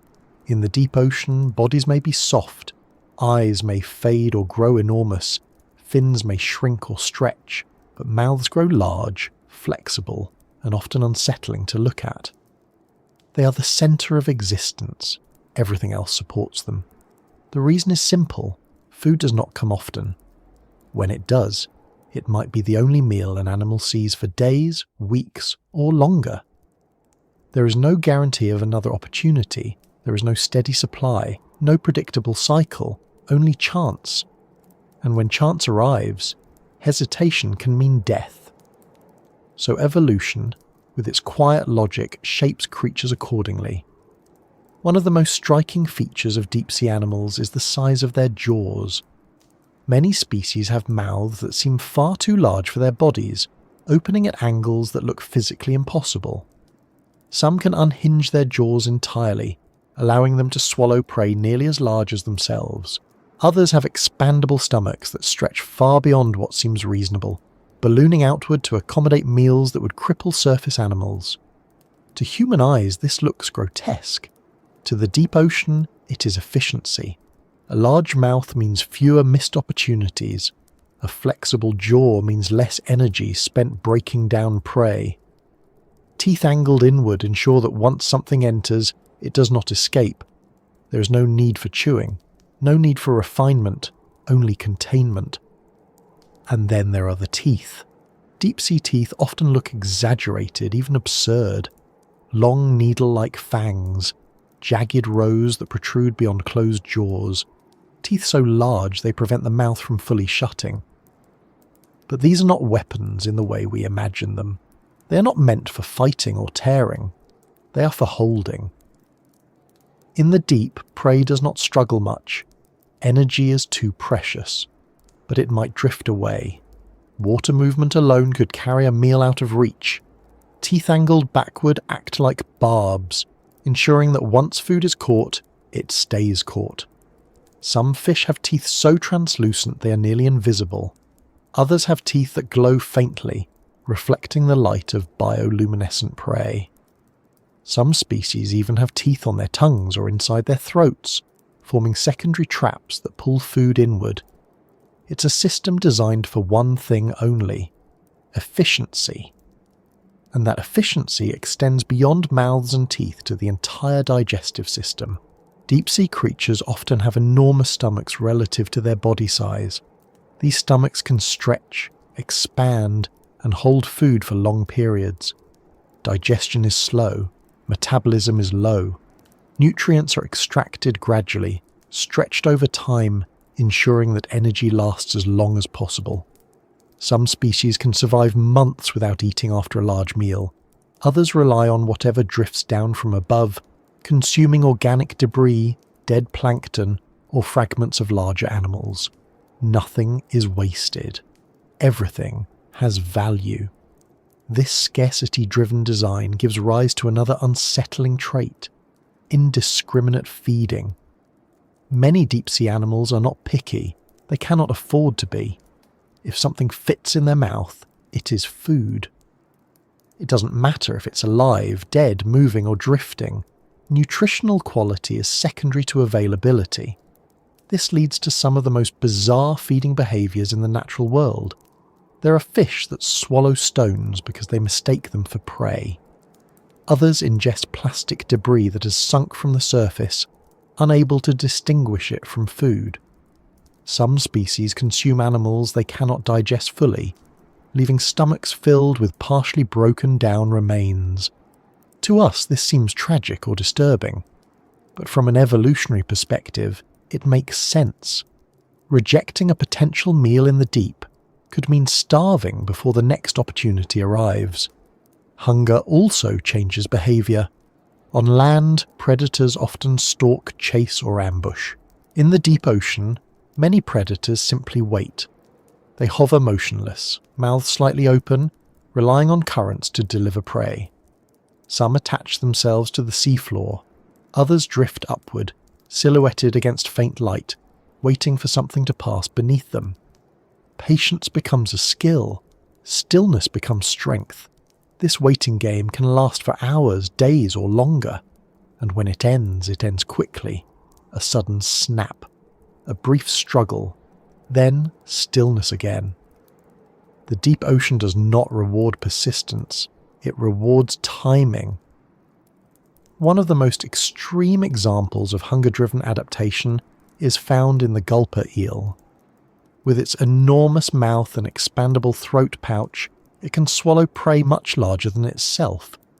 Its body is thin and ribbon-like, its tail trailing behind like a loose thread. It looks almost unfinished, as though evolution stopped halfway through. But everything about it serves a purpose. When prey appears, the gulper eel opens its mouth wide, engulfing water and whatever happens to be in it. The excess water is expelled, and the prey remains. It is not elegant, it is effective. Another example is the viper fish, with its long curved fangs that stick out even when its mouth is closed. These teeth are so large that the fish would impale itself if its skull were shaped differently. Instead, the skull is built around them. The body adapts to the teeth, not the other way around. And then there are the creatures that don't hunt at all but scavenge. In the deep ocean, death is a resource. When a large animal dies and sinks, it becomes a temporary island of abundance. Scavengers arrive from all directions. Fish, crustaceans, worms, and bacteria converge to consume every part of the body. This process can take months, or even years, depending on the size of the carcass. These events shape entire communities. Some species exist almost exclusively to exploit these rare moments. They are specialists in decay, adapted to consume bone, fat, or tissue that most organisms cannot process. Even bones are not wasted. Certain worms can dissolve them using specialized bacteria, extracting nutrients long after the soft tissue is gone. What remains eventually becomes part of the sea floor, slowly buried by sediment. Hunger drives innovation. In some species, hunger shapes not just anatomy, but behavior at a fundamental level. There are fish that have lost the ability to regulate their appetite entirely. They eat whenever possible, regardless of need, because the cost of missing a meal is greater than the cost of overeating. Others have developed extreme energy conservation strategies. They move only when necessary. Their hearts beat slowly. Their muscles remain relaxed. Every action is weighed against the potential cost. This creates an environment where life is not aggressive, but relentless. There is no abundance to exploit, no surplus to rely on. There is only persistence, and this constant hunger leaves a mark on appearance. The wide mouths, the sharp teeth, the hollow bodies, these are not signs of malice, they are signs of adaptation to scarcity. They tell the story of a world where food does not come easily, where survival depends on readiness, and where hesitation can mean the end. To us this looks terrifying, but to the deep ocean it is simply practical. There is something strangely honest about it. No pretense, no excess. Everything serves a purpose. Every feature answers a question posed by the environment. How do you eat when food is rare? How do you survive when energy is precious? How do you persist in a place that offers almost nothing? The answers are written in teeth, in jaws, in stomachs that stretch beyond reason. And yet, even here in this world shaped by hunger, there is balance. Predators do not wipe out prey. Scavengers do not exhaust resources. The system regulates itself through limitation, not abundance.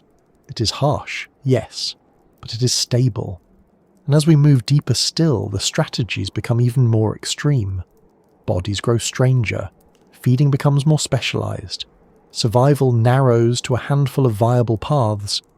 Beyond this point, the ocean begins to feel less like an ecosystem and more like a series of isolated outposts, each adapted to a very specific way of life. This is where giants appear. This is where living fossils persist. This is where the deep reveals just how ancient and strange life can be when left undisturbed for millions of years.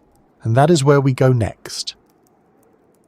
Far below the last traces of familiar life, beyond the regions shaped by light, hunger, and motion, the ocean begins to feel less like an ecosystem and more like a museum that never closed. This is where time behaves differently, where evolution slows, where creatures exist that seem untethered from the modern world, carrying the echoes of ancient oceans in their bodies. This is the realm of giants, ghosts, and living fossils. The idea of giants in the deep ocean has always fascinated us. Long before submersibles or sonar, sailors told stories of enormous creatures glimpsed beneath the waves, shadows longer than ships, tentacles rising from the dark, forms too large to make sense. For centuries, these stories were dismissed as myth or exaggeration. But as exploration advanced, something unsettling happened. Some of them turned out to be true. The giant squid is perhaps the most famous example. For a long time, it existed only in legend, known from washed-up carcasses and scars found on whales. No one had ever seen one alive in its natural habitat. It wasn't until the early 21st century that humans finally captured footage of a living giant squid in the deep, its long feeding tentacles trailing behind it like pale ribbons in the dark. Even then, it did not behave like a monster. It moved slowly, carefully, almost gently. Its size was immense, yes, but its presence felt more otherworldly than threatening. It was not a beast of aggression. It was a product of depth. In the deep ocean, size follows different rules. On land, growing large requires constant access to food and oxygen. In the deep, cold temperatures slow metabolism. Pressure stabilizes bodies. Predators are fewer. Growth can continue for decades, even centuries. This allows some animals to reach sizes that would be impractical elsewhere. The colossal squid, even larger than the giant squid, remains one of the most mysterious animals on Earth. It has eyes the size of dinner plates, the largest of any known animal, adapted to detect faint light in the abyss. Its body is massive, heavy with muscle and tissue designed for a life spent far below the surface. And yet, we know almost nothing about how it lives. No one has seen one hunt. No one has observed its behavior over time. Everything we know comes from fragments. A tentacle caught in a net, a beak found in a whale's stomach, a frozen specimen hauled up from the depths, its tissues collapsing as pressure equalizes. The deep ocean keeps its giants to itself, but not all deep-sea giants are predators. Some are slow-moving filter feeders, drifting through the water and consuming tiny organisms. Others feed on detritus that settles on the ocean floor. Size in these cases is not about dominance, it's about efficiency. A large body can store energy. It can survive long periods without food. It can endure conditions that smaller creatures cannot. Alongside these giants exist the ghosts. These are the animals that seem barely there at all. Transparent fish, jelly-like organisms, creatures so delicate they seem to be made of light rather than flesh. Their bodies are often clear, their organs visible through their skin, their outlines dissolving into the water around them. This transparency is not an accident. It is one of the most effective forms of camouflage in the deep. Without pigment, there is nothing to reflect light. Without contrast, there is nothing to see. Against the blackness of the abyss, transparency becomes invisibility. Some of these animals drift passively, letting currents carry them. Others pulse slowly, propelling themselves with minimal effort. Many have no obvious eyes, no clear front or back. They exist more as shapes than as recognizable creatures. To encounter one is unsettling, not because it looks dangerous, but because it looks unreal, like something half-formed, like a living idea rather than an organism. And then there are the living fossils. These are species that appear to have changed very little over immense stretches of time. Creatures whose ancestors swam in ancient seas long before dinosaurs walked on land. In the deep ocean, where conditions remain stable for millions of years, evolution often slows to a crawl. There is little pressure to change when the environment itself barely changes. The coelacanth is one of the most famous examples. Thought to be extinct for over 65 million years, it was rediscovered alive in the 20th century, swimming in deep waters off the coast of Africa. Its lobed fins resemble the early structures that eventually gave rise to limbs in land animals. It is, in a very real sense, a window into our own distant past. Then there are deep-sea sharks that may live for centuries. Some individuals alive today may have been born before the Industrial Revolution. Their slow metabolism, cold environment, and lack of predators allow them to age at a pace almost unimaginable to us. These creatures do not rush. They do not adapt quickly. They persist. And that persistence gives the deep ocean an eerie sense of timelessness. It feels less like a place that changes and more like a place that remembers. What's striking is how many deep-sea animals seem disconnected from modern ecosystems. They do not interact with coral reefs. They do not migrate like surface fish. They live in isolation, in pockets of stability, separated by vast distances of empty water. Each of these pockets develops its own rules. Some are centered around hydrothermal vents, where heat and chemicals rise from the Earth's crust. Others exist near cold seeps, where methane and sulfides leak slowly from the seafloor. These environments support entire communities that rely on chemical energy rather than sunlight. Bacteria convert chemicals into food. Larger organisms feed on the bacteria. Life flourishes in total darkness, sustained by geology rather than the sun. To us, this feels alien, but in many ways it may resemble how life began on Earth. Before photosynthesis, before oxygen filled the atmosphere, early life likely relied on chemical energy from the planet itself. In the deep ocean, those ancient conditions still exist. The past has not disappeared. It has simply sunk. This is part of what makes deep-sea life so unsettling and so fascinating at the same time. It is not just strange, it is ancient. It carries with it versions of life that predate forests, dinosaurs, and even complex ecosystems as we know them. And yet, despite this age, the deep ocean is not static. New species are still being discovered, new behaviours observed, new environments mapped. Every deep-sea expedition reveals creatures no one has ever documented before. Some look like variations on known forms.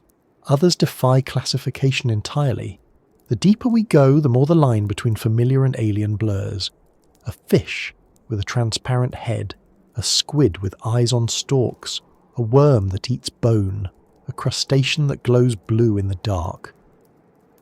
These are not science fiction. They are real, living organisms, existing right now beneath kilometres of water.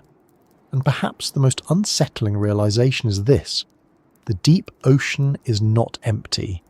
It is simply quiet.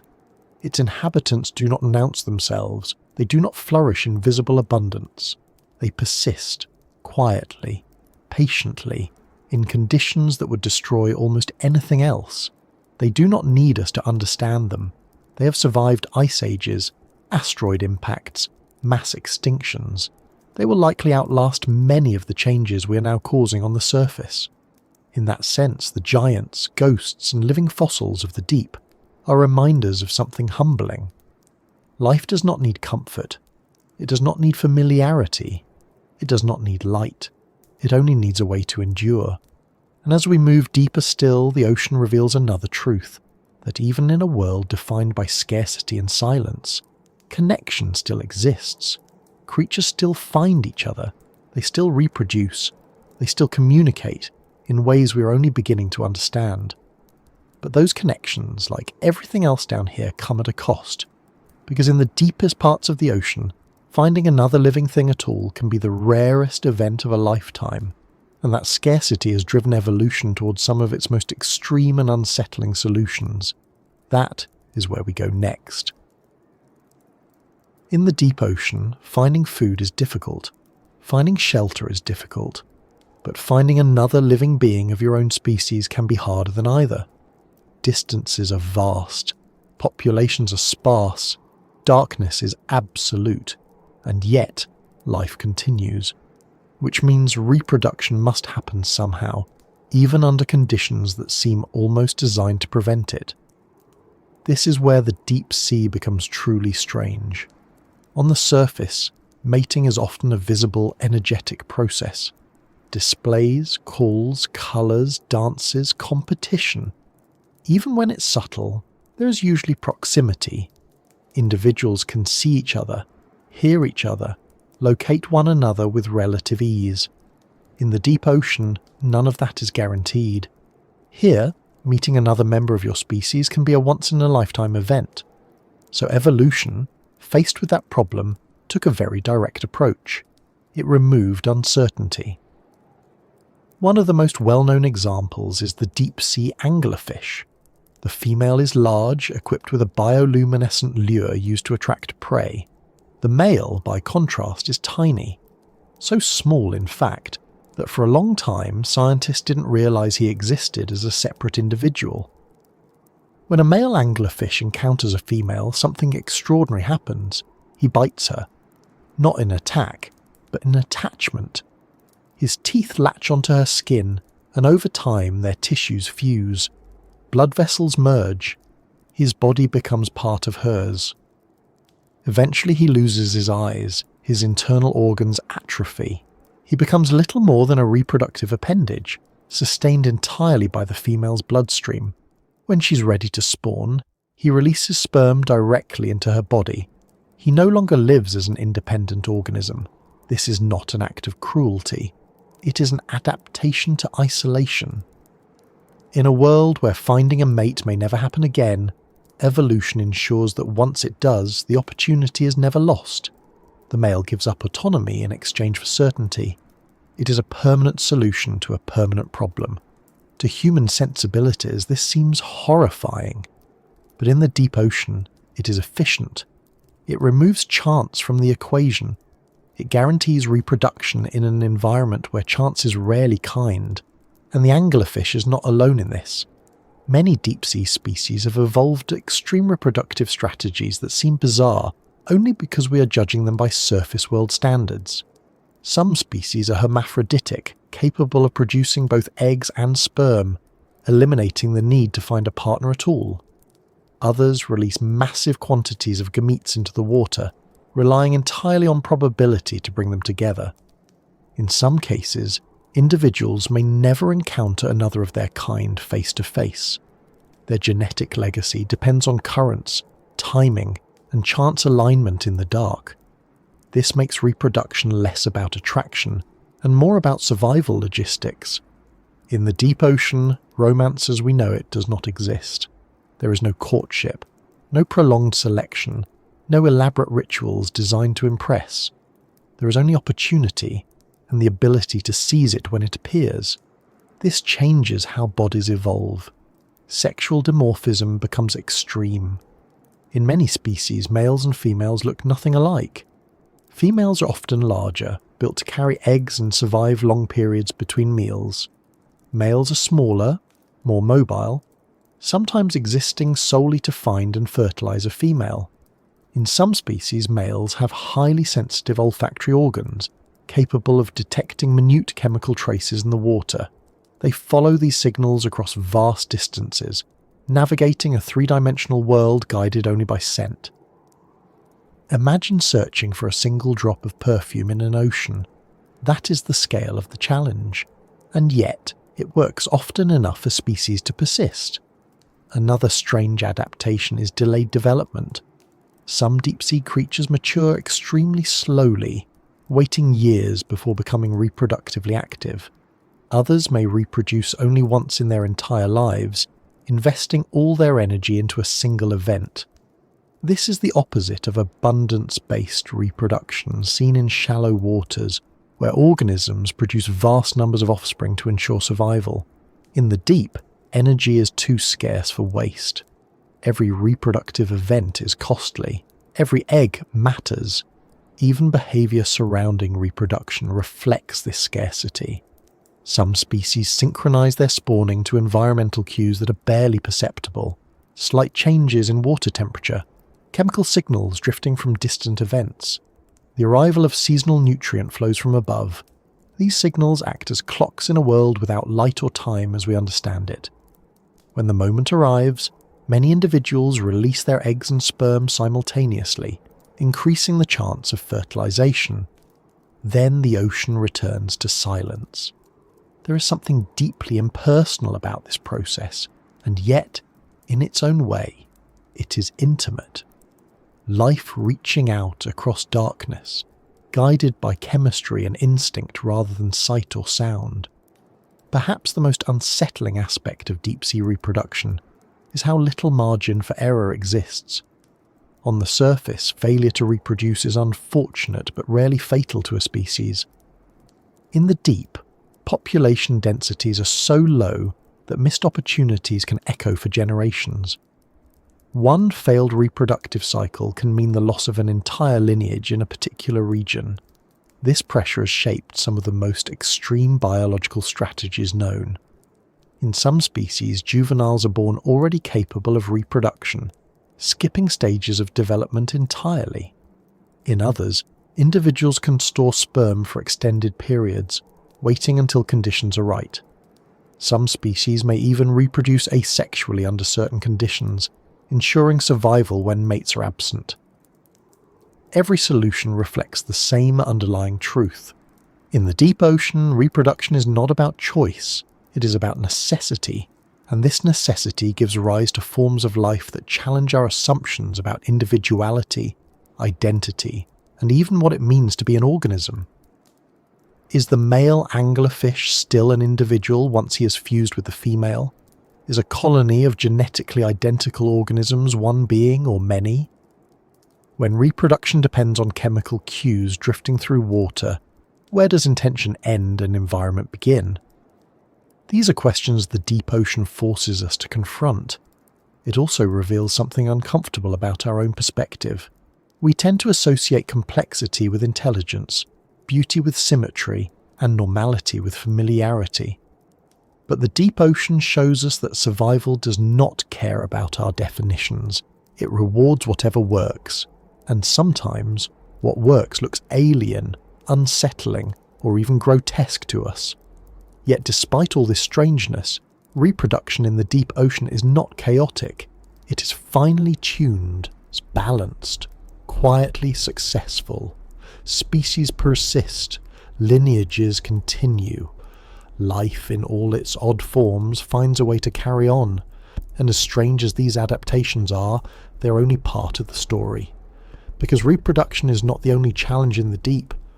Communication itself becomes a puzzle. Sound behaves differently. Light is rare. Chemical signals drift slowly. So how do creatures interact at all in such a world? How do they find one another? How do they warn, signal, or sense danger? To understand that, we need to listen more closely. Because even in the darkest parts of the ocean, silence is never truly empty. And that is where we go next. In a place where light has vanished and vision has lost its authority, sound becomes something else entirely. It becomes presence. It becomes distance. It becomes warning, movement, and sometimes the only hint that something else is there at all. The deep ocean is not silent. It only seems that way to us. Sound travels through water far more efficiently than through air. It moves faster, farther, and with less loss of energy. A single low-frequency noise can travel for hundreds, sometimes thousands of kilometers, bending around obstacles, slipping through layers of water, passing unnoticed through darkness. In the abyss, sound is not just a sense, it is a landscape. And yet, the way sound behaves down here is very different from anything we experience on land. There are no echoes in the way we understand them, no sharp reflections bouncing off walls or surfaces. The seafloor is often soft, layered with sediment that absorbs vibrations. The water itself carries sound away rather than reflecting it back. Noise doesn't rebound, it drifts, it stretches, it thins. This creates an environment where sound feels distant even when it's close. A noise might be loud but hard to locate. It might arrive slowly, warped by pressure and temperature gradients. It might linger long after its source has moved on. In the deep ocean, sound is less about precision and more about atmosphere. For many animals, hearing replaces sight as the primary way of understanding the world. But hearing here is not about sharp detail. It's about detecting change, a pressure wave, a vibration, a shift in the water that suggests movement. Some animals are exquisitely sensitive to these changes. They can feel the approach of a predator long before it arrives. They can sense the direction of a current, the flutter of fins, the slow pulse of something large passing nearby. Their bodies are tuned to the rhythm of the water itself. Others take this a step further. Certain deep-sea creatures use sound actively, producing low-frequency vibrations to communicate or to probe their surroundings. These sounds are not the whistles or clicks we associate with dolphins or whales. They are subtler, deeper, often below the range of human hearing. In this world, loudness is a liability. Sound carries too far. It reveals position. It invites attention. So most deep-sea sounds are quiet, measured, and purposeful. But even quiet sounds can be powerful when there is nothing else competing with them. One of the most haunting discoveries scientists made when they began placing hydrophones in the deep ocean was just how alive it sounded. Not with chatter or constant noise, but with occasional inexplicable signals. Low rumbles, rhythmic pulses, long drawn-out tones that seemed to come from nowhere and everywhere at once. Some of these sounds were eventually traced to natural causes. Ice shifting in polar regions, tectonic activity, underwater volcanic vents releasing gas. Others came from known animals like whales whose songs can travel across entire ocean basins. But some sounds remained unexplained for years. Deep, slow calls, groans that lasted for minutes, signals that repeated at regular intervals and then vanished. For a long time they were simply catalogued and labelled with names like bloop or upsweep, not because scientists thought they were monsters, but because no one could immediately explain them. Eventually, most were traced to ice movement or geological processes, but the fact that they were mysterious at all speaks to how little we truly hear of the deep. And then there is silence. Not absolute silence, but something close to it.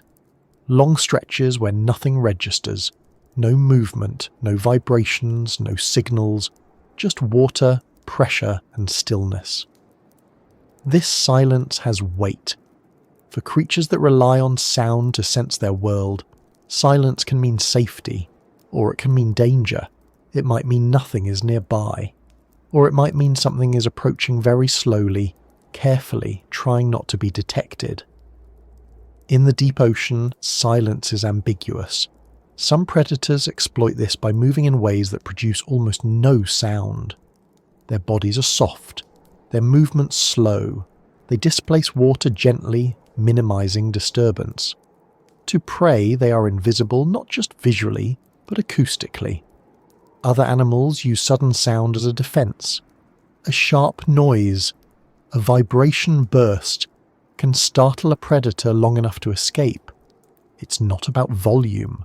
It's about surprise. Then there are the animals that generate sound not for survival, but as a byproduct of their existence. Certain crustaceans snap their claws, producing shock waves that can stun prey. Some fish grind their teeth or vibrate internal muscles to create low-frequency hums. Even the movement of large animals through water creates pressure waves that ripple outward, announcing their presence long before they are seen. But perhaps the most fascinating aspect of sound in the deep ocean is how it shapes behaviour over long distances. Because sound travels so far, it creates connections between places that are otherwise completely isolated. A whale call made hundreds of kilometres away can still be detected. A geological event in one region can be heard in another. The ocean, in this sense, is a vast acoustic network. For animals that live their entire lives in darkness, this network is how the world becomes knowable. It tells them where they are. It tells them what is moving. It tells them when something has changed. And yet, despite this constant exchange of sound, the deep ocean still feels profoundly quiet. Part of this is psychological. Humans associate sound with activity, with life, with presence. When sound is sparse, we interpret it as emptiness. But in the abyss, quiet does not mean absence, it means restraint. Life here does not announce itself unless it must. There is also something deeply unsettling about the way sound behaves at depth. Without visual context, it becomes abstract. A low rumble might be a geological shift, or it might be something alive. A distant pulse could be a whale, or something else entirely. Without sight, the mind fills in the blanks.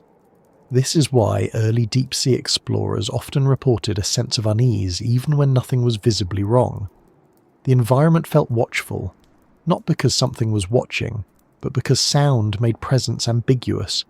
You could never be quite sure you were alone. Modern submersibles have microphones sensitive enough to pick up sounds humans cannot hear. When played back at higher frequencies, these recordings reveal an ocean full of subtle activity, clicks, pops, groans, rhythms. It is not loud, but it is constant. And then there are the sounds we create. Engines, sonar pings, drilling, shipping traffic. Compared to the natural soundscape of the deep, human noise is overwhelming. It cuts through the water, travels enormous distances, and lingers long after the source has moved on. For animals adapted to quiet, this sudden intrusion can be disorienting or even harmful. Some species rely on sound to navigate, find mates, or locate food. When that soundscape is flooded with noise, their world becomes confusing, even dangerous. This has led to changes in behavior that scientists are only beginning to understand. Altered migration routes, disrupted communication, increased stress responses. The deep ocean, once one of the quietest places on Earth, is becoming noisier. And yet, even with all of this, the abyss remains largely untouched by constant sound. There are still places where nothing disturbs the water, for months or years at a time. Places where the only noises are the slow creak of shifting sediment or the distant murmur of tectonic plates. In these places, sound becomes something almost sacred, a rare signal, a momentary disturbance, a sign that something, somewhere, is alive. And perhaps that is what makes sound in the deep ocean so unsettling to us. It reminds us that presence does not require visibility, that something can be near without being seen.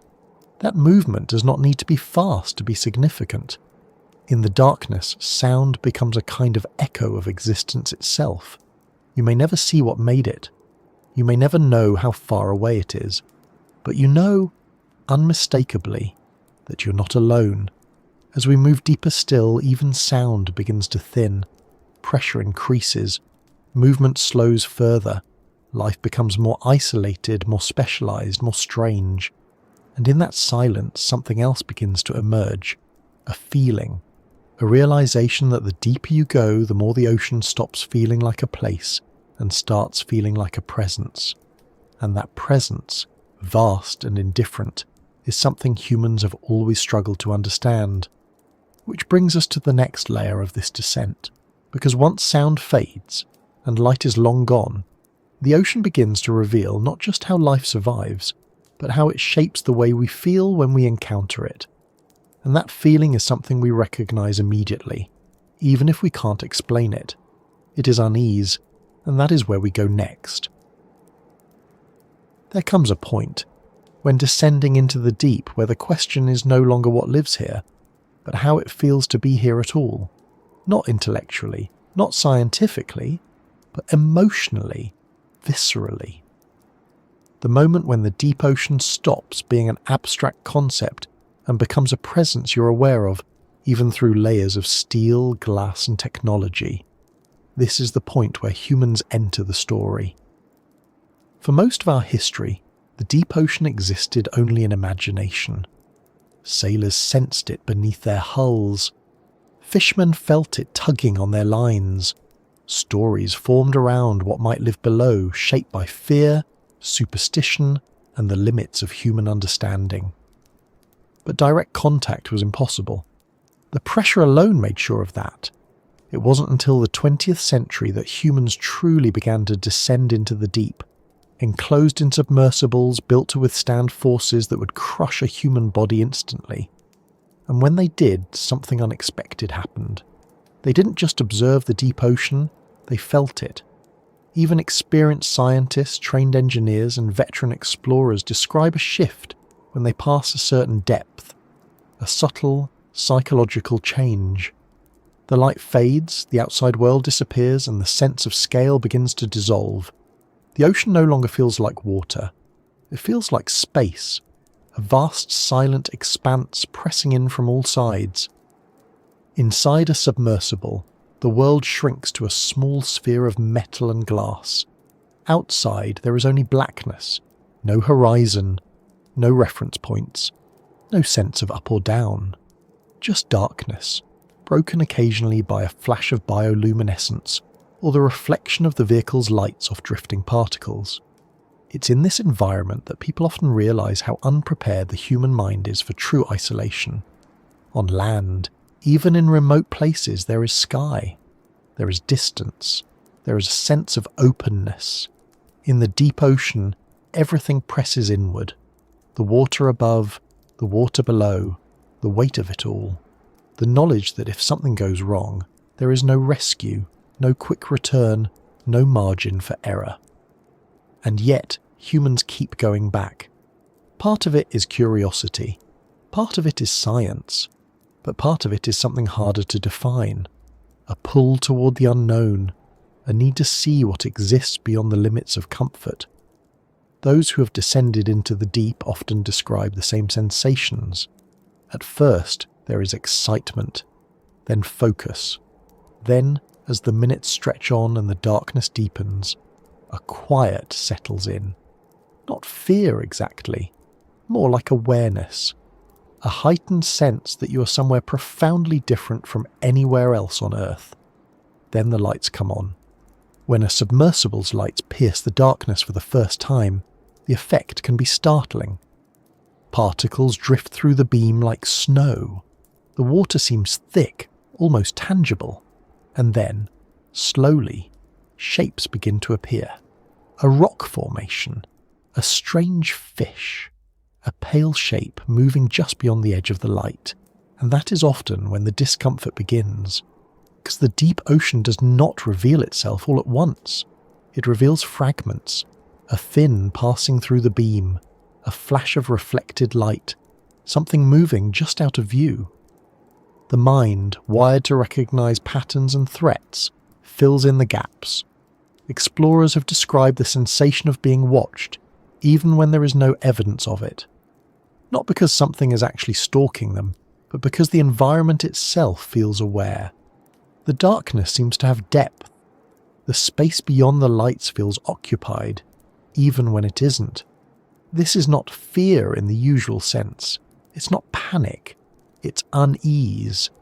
A quiet, persistent awareness that you are not in control. One of the most common experiences reported by deep-sea explorers is how small they feel. Not in a metaphorical sense, but physically. The submersible feels fragile. The human presence feels temporary. The ocean feels permanent.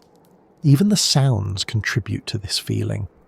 The hum of machinery, the creak of metal adjusting to pressure, the occasional ping of sonar echoing back from unseen surfaces. These noises remind you constantly that you're inside something artificial, something that does not belong here. Outside, the deep remains unchanged. And then there are the moments of encounter. A fish drifting into view, illuminated suddenly by the submersible's lights. Its eyes reflect back, bright and expressionless. It does not flee. It does not attack. It simply observes or drifts past, as if you are no more interesting than a passing current. Sometimes creatures approach the lights, drawn by curiosity or mistaking them for bioluminescence. They circle slowly, their movements deliberate, almost cautious. Other times they vanish instantly, leaving only darkness behind.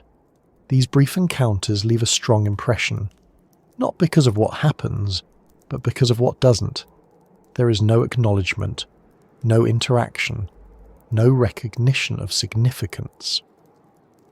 To the deep ocean, humans are not explorers. They are anomalies, temporary intrusions into a world that does not need them, and that realization can be unsettling. Many people who descend into the deep describe a sense of humility unlike anything they've experienced on land. The usual human sense of dominance fades. Technology feels less powerful. Control feels limited. The ocean is not impressed by lights, cameras, or steel hulls. It simply exists. Some explorers report a shift in perception after returning to the surface. Sounds feel louder, light feels harsher, space feels less vast. The world above seems fragile in comparison. The deep leaves a mark, not physically but psychologically. There is also something strangely calming about it. In the deep ocean, there is no rush, no urgency, no constant stimulation. Everything happens slowly, deliberately. Time seems to stretch. Thoughts become quieter. The mind adapts to the stillness. This has led some researchers to compare deep-sea exploration to meditation. Not because it is peaceful, but because it forces presence. There is no multitasking, no distraction. You're aware of where you are, what you're doing, and how vulnerable you are. And vulnerability has a way of sharpening awareness. The human encounter with the deep ocean is also marked by limitation. For all our technology, we can only stay for short periods. Batteries run out. Oxygen is finite. Mechanical failure is always a possibility. Every dive has a clock ticking quietly in the background. This impermanence stands in stark contrast to the environment outside. The deep ocean does not operate on human timescales. It does not change quickly. It does not accommodate visitors. It waits. And perhaps that is why encounters with the deep feel so significant. They are brief intersections between two very different ways of existing. One fast, fragile, and dependent on constant input. The other slow, resilient, and largely indifferent.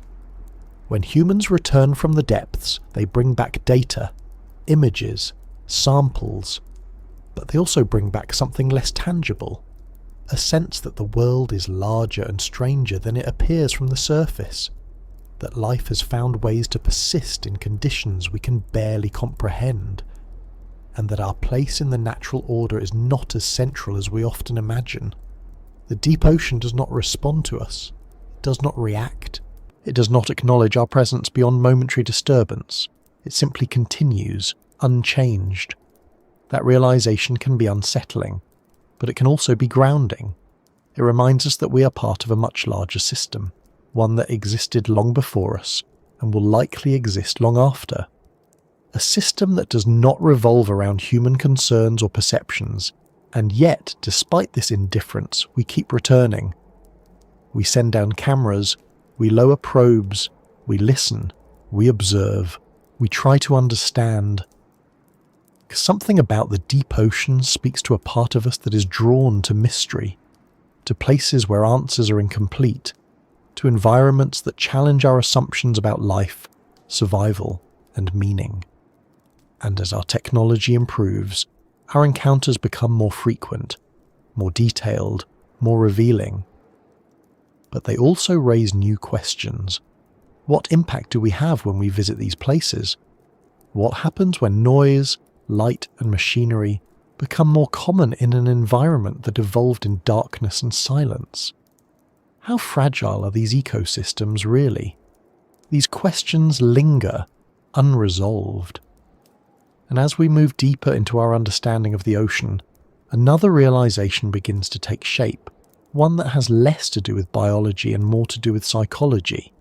Because the deeper we go, the more the ocean starts to feel like a mirror, a reflection of our fears, our curiosity, our discomfort with the unknown. And perhaps that is why the deep unsettles us so deeply. Not because of what lives there, but because of what it reveals about us. And that brings us to the next part of the journey.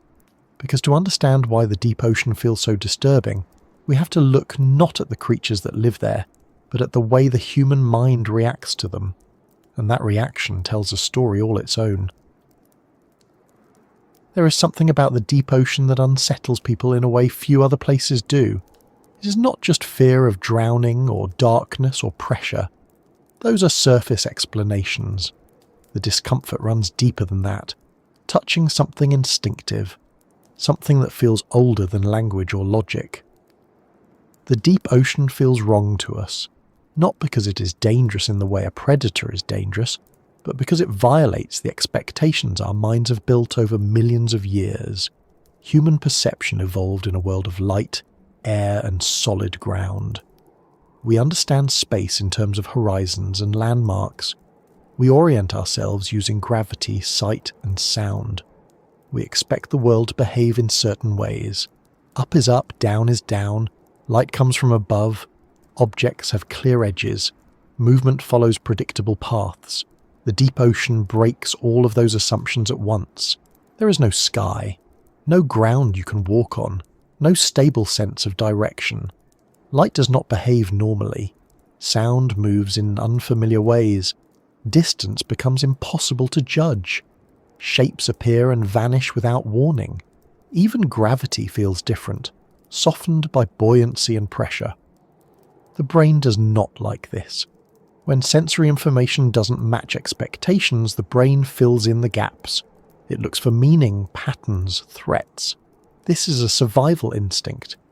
In an unfamiliar environment, uncertainty is dangerous, so the mind becomes alert, even hyper-alert. In the deep ocean, that alertness never fully relaxes. This is why even watching footage from the deep can feel uncomfortable. There is nothing overtly threatening on the screen, yet something feels off. The darkness feels too deep, the movement too slow, the creatures too unfamiliar.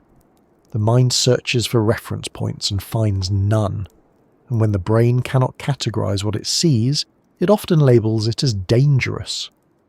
Part of this reaction comes from what psychologists call the uncanny valley. We are comfortable with things that are clearly alive and things that are clearly inanimate. But when something sits in between, when it almost resembles something familiar but not quite, discomfort sets in.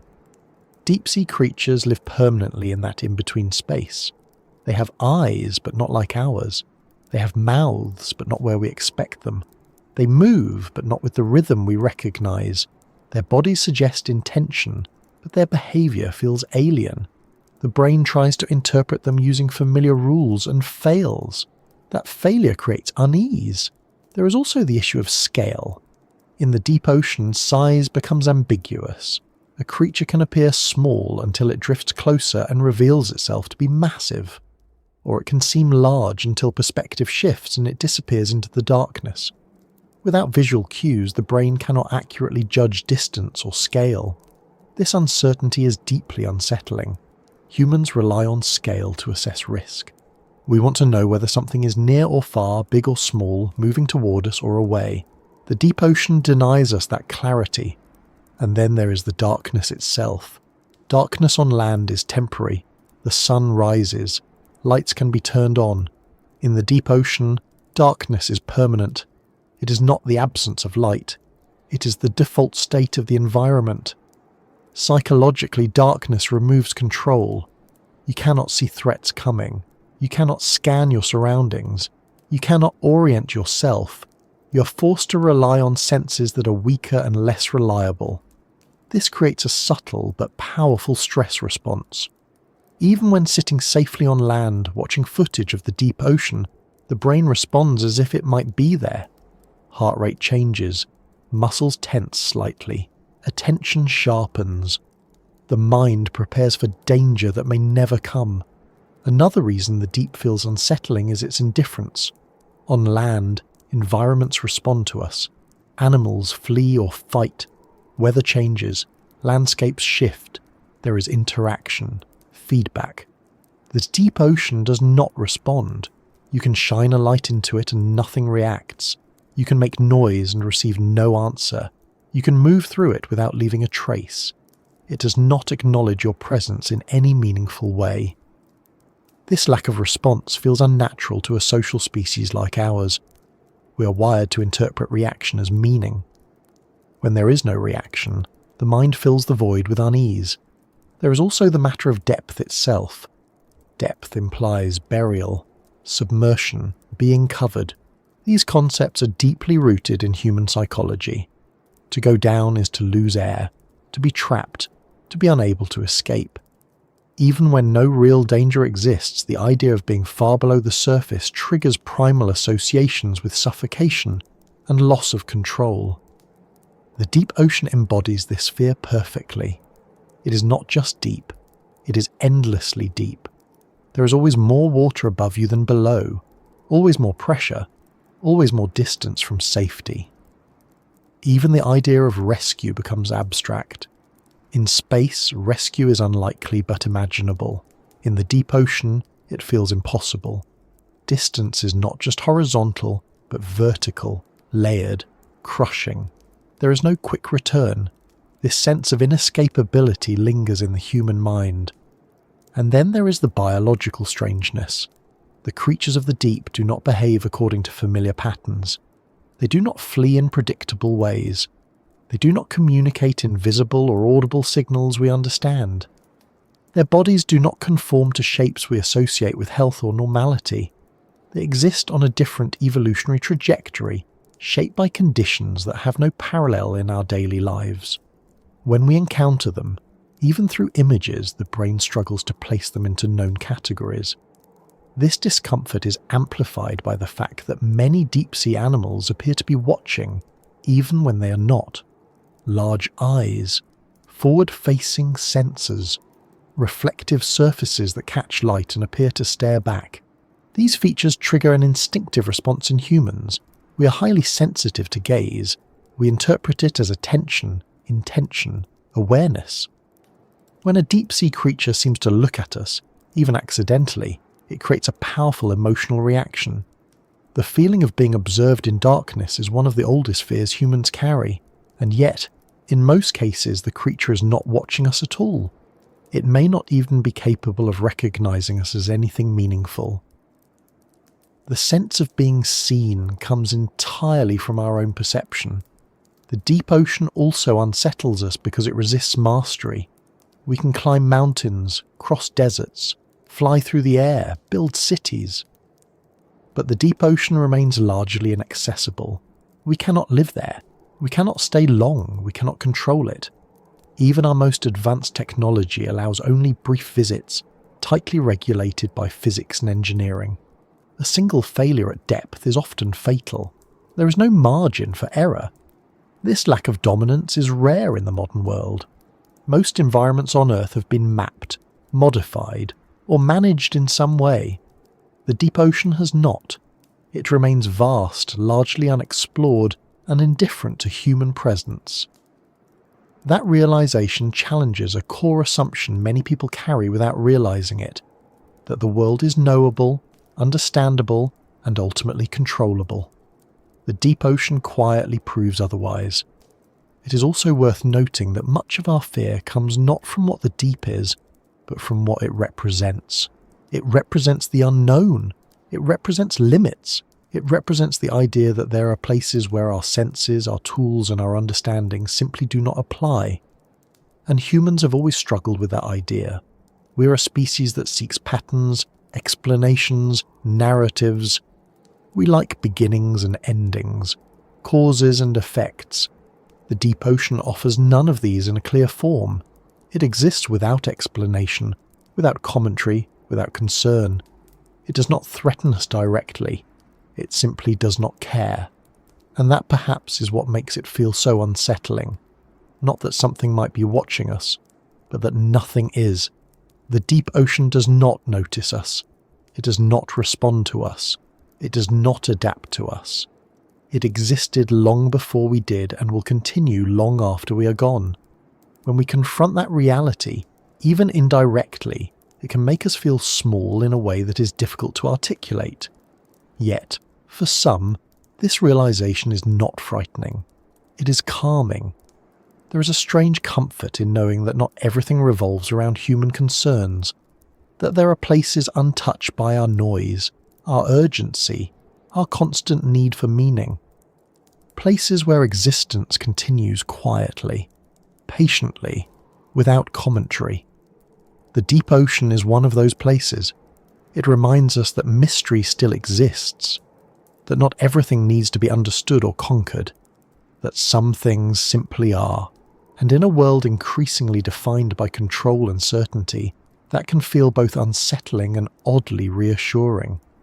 Because perhaps the discomfort we feel when thinking about the deep is not fear at all.